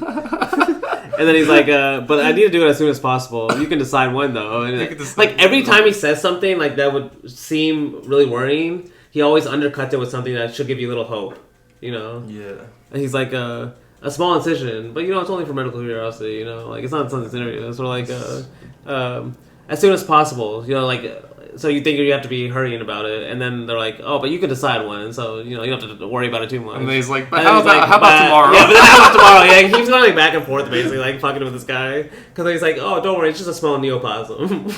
It's like what? And the way he pauses too, he's like, "Oh, okay." What's a neoplasm? No, because I literally almost paused the movie to look up what neoplasm was because I was like, I they're did not actually explain look it up. this. It basically is like a growth of a tissue. It's basically how they describe cancer. No, yeah, because I was literally this guy. Like I was just like, I don't know what that means, but let me read the dictionary definition: a new and abnormal growth of tissue in some part of the body, especially as a characteristic of cancer. Yeah. So literally, it's like, yeah, but it's cancer, but we're not gonna say. No, because like it's so funny because he just says this neoplasm. The guy's like, oh okay, and then like you said, he just kind of like starts walking off. He's like, what is neoplasm? Yes. Thanks for asking all these. And it's kind of implied that this is like had been his doctor since childhood too. So you could even say like maybe he just doesn't want to reveal it to him too. Like you could, yeah, because it's kind of implied like that. And then he finally admits you have a growth of a new tissue, or if you prefer, cancer. And he's like, cancer of the liver. He's like, cancer me? He's like, yeah, fairly advanced stage too. Like basically after all that, he's like, yeah, you have a very advanced stage of cancer. And this is like one of the funniest moments. Yeah. Well, the guy doesn't want to believe it either, so no, exactly. That's the reason you can assume the doctor didn't want to tell him because he wasn't going to believe him anyway. But so you think he's? I think he finally accepts it. Oh, he does. It's kind of implied, at least in this scene, he accepts it. Yeah, you know, because he wants the truth. Oh, he's like, doctors, give me the truth. I can handle it. And then like after that, he's like, a doctor telling you have liver cancer or lung cancer. Yeah. And then offering you a cigarette has to be the most terrifying thing because it's like you're fucked, man. Like, you might as well just smoke. Like, oh my god. Well, it's also like you could also say it's a little bit of a like dig at the medical profession because the medical that's profession why I think used yes, to also yes. prescribe cigarettes to patients. Honestly, so. yeah, no. Yes, it's even got that little yes. I think that's it has both of that. It's just funny, but I love yours is. It's just the way because like, we get another slap too. It's like every Buñuel slap is significant to me because like if this guy, it's like he's so mad. It's so funny. And it seems like that slap seems like okay, he's going to accept the truth, you know. But literally the next scene is like him not telling his wife. Like he's like, oh, everything's fine, you know, like doing the same thing the doctor's doing to him, you know, avoiding the truth basically. Yeah. And do you remember what the doctor's name is? Because the wife says it. I don't know if he does this for any reason, but he's like, what did Dr. Pasolini say? Oh, yeah. Oh, my God. I don't know if he ever meant anything about that, but like... Subtweeting to Pasolini, maybe? That's why I'm like, what was the subtweet, though? Like, yeah, I don't know. Person pretending to tell the truth, but he's sugarcoating the truth. No, come on. How could you not like Pasolini? Yeah, no. I don't want to spread the... Yeah. I'm just saying, I'm pretty sure she says, what did you say, Dr. Pasolini? Or what did Dr. Pasolini say? Yeah, that's crazy. No, but then we kind of just leave this guy because, well, actually, we leave this... We still stay with this guy. We stay with his family. His family, but, like, he does a good job of just making you forget this guy's cancer, too, honestly. Yeah. Like, with how crazy this news story is, like, basically the missing daughter, to kind of... describe it shortly. Or is she missing? No. To them, she is. It's a mass delusion. Especially with this, I guess he's the colonel in the last movie. This kind of cop in this one. Yeah. I'm pretty sure he's the colonel in the last one. You know what I'm talking about? The guy who's literally, yes. He's like literally like, the daughter's like right next to him. Like she even talks at one point and he's like, don't talk. Don't talk, yes. Oh my gosh. He's like, yeah, speak when you're spoken to. First, we'll fill out a missing persons report. You did well to bring her along. It'll make it much easier. It's so funny, dude. Well, because like it starts at the school, and the school's like, yeah, we thought she was missing, but then whenever I call roll, here she is. Yes. No, and he's like, I don't believe you. Call roll again. And then she's like, see, there she is. Yes. That's another thing. Like, there is this idea of this custom of habit that keeps us chained instead of being free. Like, yeah. You see something the first time, you just want, no matter what you actually see after that, whatever you saw or believed the first time, you just stay with that, even if like the truth is literally like what's good for you in a way. At least that's how I see it. Because like, yeah, the school scene is also like that too. It's kind of funny. It also has like the way the camera frames it too. It's like wide shot where everyone stands up, all the girls are standing up, but then when the daughter comes and it just like zooms into like her face, and you think everyone's gonna be like, oh shoot, they found her, and then like, nope, they just keep going. And it also has a don't talk unless you're like addressed by the headmaster too. So because the daughter tries to speak at the school too. We will come back to this this guy or this family, but do you remember how we leave it for for a scene? Do you remember how we leave it, or what guy we go to after this? Sniper? Yes. Okay. Do you remember how we get there though? Because it's the most random way ever. Is it his shoes are getting shined, right? But do you remember why? No. Because I just love this. Cause it's because isn't like one of the cops. Like he walks in there and the colonel goes like, "Your shoes aren't you didn't get a shoe shine today, did you?" No, he's like, because it's this serious scene. Oh, missing daughter. You know, everyone's gonna be panicking. And this cop is like worried more about this. He's a detective, I think, or something. He's like he's a boss anyway. And he's like his appearances are. Yeah, he's like, he says it secretly too. He's like mad. He's like, your shoes are far from spotless. And then it hard cuts at this guy getting his shoe shine. And then we see this innocent guy with this nice dog. He could never be bad. He could never be bad. Like, how could he?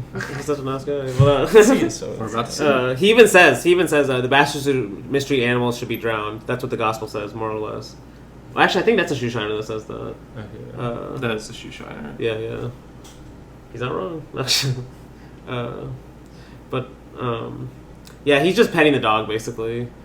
Like, now that I know this guy, every time I see this guy now, I just see serial killer, Yeah. But the first time I saw it, like, I don't think in a million years you can expect what's going to happen next. No, definitely. There's nothing in the movie that would be like, okay, this is what's going to happen next. No. Also, it's just like, even like the next scene in the fall, it's like intentionally more cruel. Like, literally from like the super highest tower, shooting at random people. It's like absurd. No, you're right. No, but damn, yeah. So, yeah, you basically spoiled it. Yeah. He kills people. Okay. But, like, the way he does it, too. It's like these, like...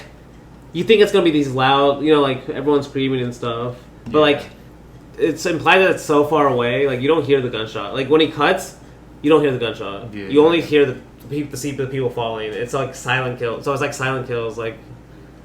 They're just dropping... Yes, yeah, they're just dropping like the... flies. And then, like... there's, like... it's, like, so tense when he cuts to a... He'll like cut to a location, and then people will just be walking around. You don't know which person's gonna die, or they're just gonna fall over randomly. It's like Buñuel loves pure chance in a way. I think that's why he likes this guy. No, but I don't think he likes him. No.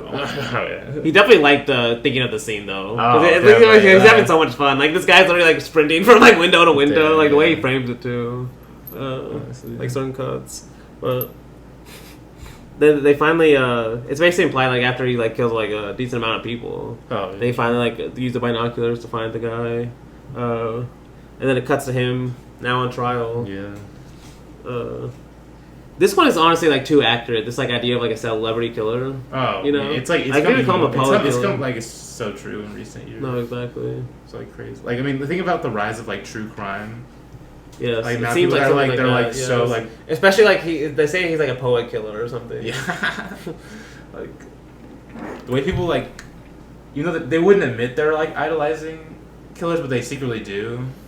Like the amount of people that like are like so fascinated with like serial killers and like how they do. It's like in a way, it's like they're idolizing them in a way that they like can't even like.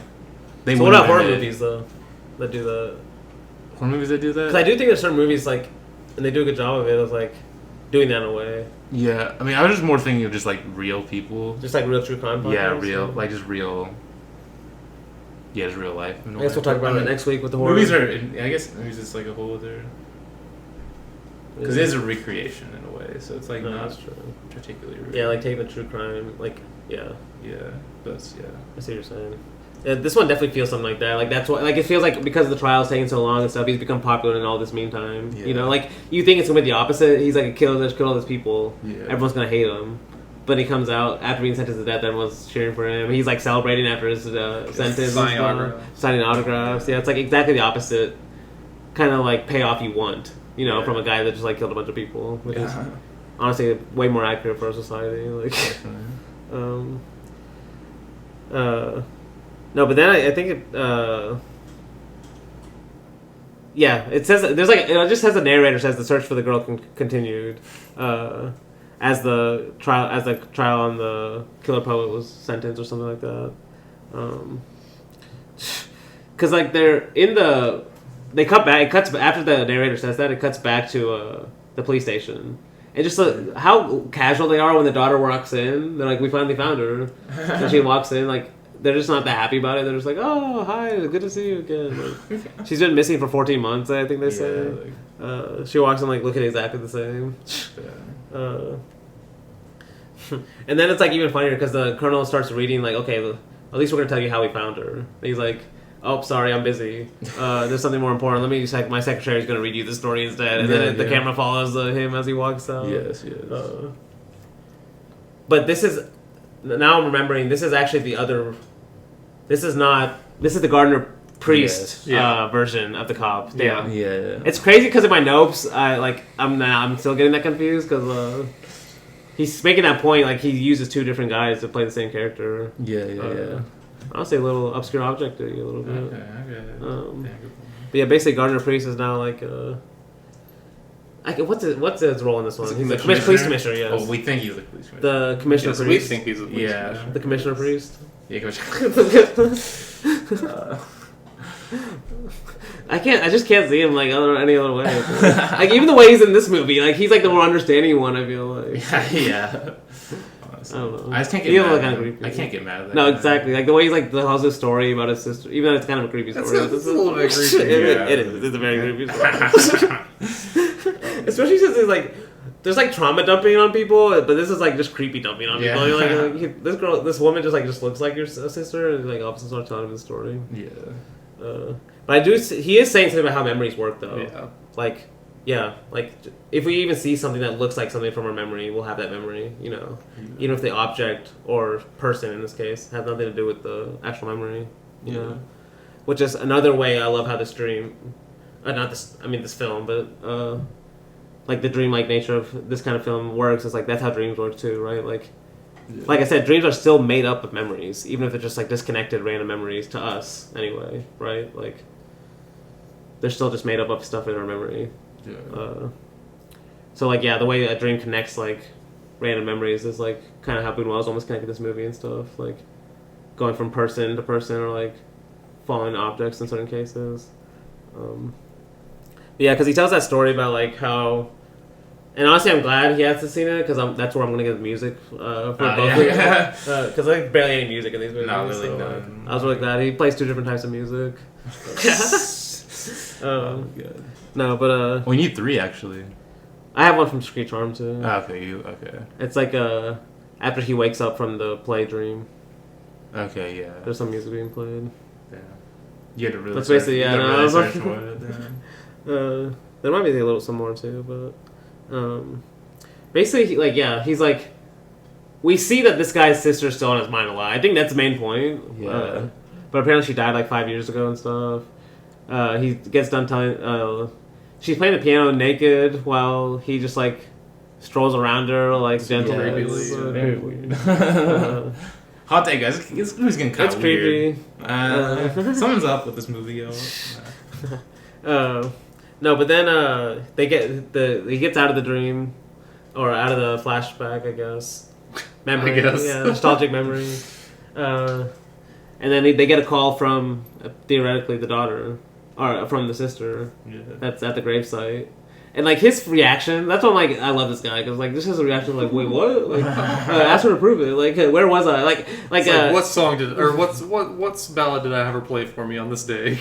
This is another thing where it feels like he's kind of making fun of how films are constructed. Like again, like this is literally like an ex machina. It like, is, yeah. I was literally saying this. Like if you use a flashback and then use that flashback for the narrative purpose, like he does that. Like that's literally what this is. But it's like, it's not really for the narrative purpose because there's no narrative, right? It's just like for this one little grouping of a story. Like he does it, but no, but yeah, that's why like he finally goes to the gravesite. Well, it's funny because like whenever he's telling the story of the woman, you're just like thinking like.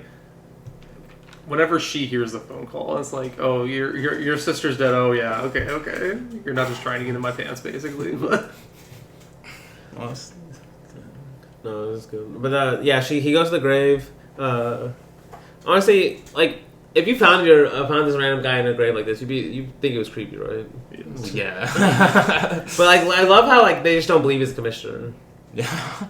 He's like defending himself. I'm the commissioner. But.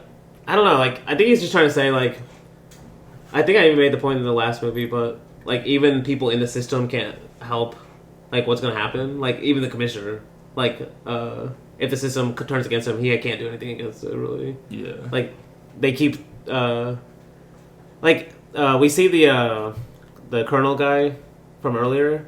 Yeah. He's, like, still incompetent in handling this guy. He's like, oh, you're not the commissioner. Like, let me call the real commissioner. And he actually does call... Like, you don't think he's going to call the real commissioner because we've just seen this guy be the commissioner. Yeah. So when he calls a different guy that's still also the commissioner, it's like... Yeah, you just have to give up the logic. But there's, like, no logic, you know? Like, it's just like Mikhail Bakuli all of a sudden shows up. Exactly. And I'm not sure, but is he in the same office as he is in Discreet Charm when he answers the phone? Because he's only similar, yeah. Because remember, he plays like basically the same role. I mean, yeah, a lot of the interiors they look similar. Feel similar, yeah. But either way, he's like playing a similar role. Yeah, he's like the authority figure. He's like, but he doesn't seem as worried. He's like, oh, that's just odd. Just send him in. And this is where it's like, honestly, the film was just like telling you like, yeah, it's like it doesn't make sense like logically in a way, you know, because they're both commissioners and it makes sense, you know. Like, you can't fight it because they're like talking to each other like they know each other. Yeah. Like one of them says like, "Oh, you put on weight," like. Oh, it was like what was like? Is there too many like official dinners you've been to? Yeah, something like that. Yeah. It's like so how casual they're treating like both of them being the same guy apparently. Yeah. A little sci-fi-esque or something, I guess. Maybe not sci-fi, but fantasy. Or... Fantasy makes more sense. Maybe. It's just the way it's so casual. Like it doesn't feel like any of the other genres, right? Yeah. No, but then they like they toast to their health and they drink together. Honestly, it's a good shot too. Like, kind of basically embracing the absurdity. I see it's like just embracing the absurdity in a way. Yeah, I can see that. Yeah. Like both of them are commissioners. That's like what Buñuel is kind of saying. Like. Maybe the commissioner you could say has two personalities, and he's just like showing that literally in a way or something like that. Maybe, yeah. But yeah, then they go like they go to some riot that's happening. Oh my God. It's just like such a random like I guess it's perfect that is a random ending. Yeah, you know, because it just ends like on a random story, just like nothing to do with the beginning of the movie. Nothing. Like, how do we get here? Like the only way I can connect to the beginning of the movie is the animals. Okay, yeah. Where this movie ends like. There's like a riot going on. We hear them like say, "Okay, start the attack," and then we hear the explosions. But then it just cuts to the animals in the zoo, and that kind of ends the movie, I think. Yeah,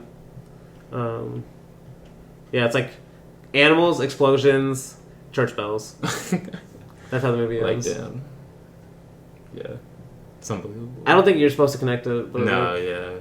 I do think the church bells are there for just like I don't know. This added kind of like the cops and the church kind of this authority figures in a way. Maybe, you know? Yeah. It's just so bizarre. Yeah. That's what I love about it. Yeah. Great movie. Yes. Phantom Liberty. We gonna rank these? Yes, sir. At least we're gonna rank it. You're gonna. It's up to you. You're in a tier room. Yes. Okay. Damn. A tier room. Hold on. You go. You got. Are you? Does any of you have it ready? I have it ready. If you want me to go. Okay. These will probably change in the future after I rewatch some of these, but for right now, number 10, The Milky Way. Number 9, L. Number 8, Nazarene. Number 7, Mexican Bus Ride. Number 6, Unchained Andalou. Number 5, Los Olvidados. Number 4, Illusion Travels by Streetcar. Number 3, The Phantom of Liberty. Number 2, The Discreet Charm of the Bourgeoisie. And number 1, That Obscure Object of Desire. Oh wow! So you did change a lot. Yeah, it did change. I might just look at it. You're like, ah, words are I too might have much. to use the list because I Phantom don't have the Liberty 10. It fell to in the 3, same place. so Okay. this is Wow, the 3 French movies at the top. Yeah, I'm a populist. I'm a Racist. populist. Racist. Wow. Damn, I disagree. They just starts editing my list. So I was like, okay, no, this should go here. All right. Well, I guess I'll go next. My 10 would probably be Unchained Andalou. 9. I have to look at all these and actually make decisions without them. 9 is probably. Dang, this is harder than I thought. Los Olvidados. Do it here. No, don't do it here. Don't do that. 8 would be the Milky Way. 7 is wow, damn, this is hard. Nazarene. You gotta do it alone. No, I'm just like it's hard making the decisions on the fly. Also, 7 Nazarene. 6. It's gonna be hard. Which one do I leave off, or which one do I leave lower? If you leave it off, you hate it. Exactly. No, I'm not leaving anything off, obviously. 6, The Obscure Object of Desire. 5, which one of these have I done? I should have done this beforehand. You still have Mexican Bus Ride. Yeah, I'm going to do 5, Illusions Travels by Streetcar. Okay. 4, Phantom of Liberty. Which one am I missing? Am I missing Discreet Charm. Have you said one? Oh, L? no, I haven't said L yet. Yeah. No, L would be my number 3. Oh, 2 is Mexican Bus Ride, and 1 is Discreet Charm. That's like way different from my list. No, I liked L a lot more than you, I think, also. See, that's what I don't get with Luke's, because Obscure is your favorite one. What kind of similar movies? I kind of briefly touched on it in those. You did, yeah. You like the way the one flows and I stuff. liked L a little bit more than Obscure Object. Can't see that. Okay. Alright, Danny. Basically, You got to rank them. They're all the same Yeesh. tier. Except for Unchained Andalou. Actually, no, that's good. I have I guess B tier will be Unchained Andalou. Okay. A tier would be The Milky Way, The Young and the Damned, and L. And then S tier is Rank S tier. Rank S tier. You're ranking S tier. this is chronological. Okay, which number 1? What's number 1? We all know what number 1 is, but you have to say it. See, all these movies are literally equally good. That's the problem. Nazarene, Mexican Okay, Bus let's Ride, cap. Illusion Travels by Streetcar, Phantom of Liberty, Obscure Object, and Discreet Charm. Those are all basically equally level movies. Mexican Bus Ride's his I agree favorite. with that. Guys. They're all Buñuel perfectly Buñuel movies in my opinion. I can agree with that, honestly. No, we can't. Yes, we can. That's why I can't rank them. You know. No, you have to rank them. I'm also switching Phantom of Liberty to 3 and L below it, so that feels wrong. L hater. No. L hater. Oh, hates it. I want to No, go L's so good too. Frank. Oh, Hill's so good, yeah. That's good, that's good. And it's kind of shorter than Obscure Object by like 10 minutes, I think. So kind of. It was hard leaving Mexican Bus Ride like at like 2 because it's only 80 minutes. And it's like, would I rather watch an 8-minute movie than an hour 45 like Discreet Charm? Maybe. Well, yeah. Oh, okay. All right, let's stop here. Turner's gone to this guy's head. Oh, yes, he has. His brain's ineffective. Yeah, no. I should never introduce him. To No, him. yeah. Hong Kong It's already gone too planned. far. Hong Kong already planned the seed of It's having gone the, too far. of It's having gone too the 90 to 100 minute. The Turner just turned to the next level. Oh no. But, Especially with Does a Buñuel. movie even need to be longer than 60 minutes, guys? no. You could make like 2 movies for. Just so I can get my Letterboxd stats up, guys. Man. But yeah, that's the Phantom of Liberty, and that's all rankings too. And it's disappointing ending Buñuel, the great Luis. We have a lot of movies we can come back to, so Not if that you want many. to. Which ones? I don't Maybe a know. few. Yeah, there's some. The Young One's cool. Belle de Jour, Tristana. Tristana, The The Young Young Ones. Ones. That would be Exterminating interesting, Angel. actually. I haven't seen that one yet either. Maybe international directors in America. Can we do a movie like that? We've done Like if they did we've a done one-off that. movie We've in done America. something like that. Well, we did Not directors who in made language. something not in their language. But what if we did like international director doing a movie in America? Okay, I like it. I like that. I'm sure we could idea. find a few. I know some. But like not one that made a lot, just like maybe one or two. Like Buñuel made a couple. Well, I mean, if, Like Antonioni, or Demi. The Brisky Point. Wait. Oh yeah, Model Shop. Oh, we might just do Demi. Oh, Yeah, yeah, or yeah, do besides- Antonioni, so I don't- yeah, we might do either one of those. But okay. But yeah, we should end it. We've gone long. So Way too far. all right. Until next time. Hope to see you floating through the clouds.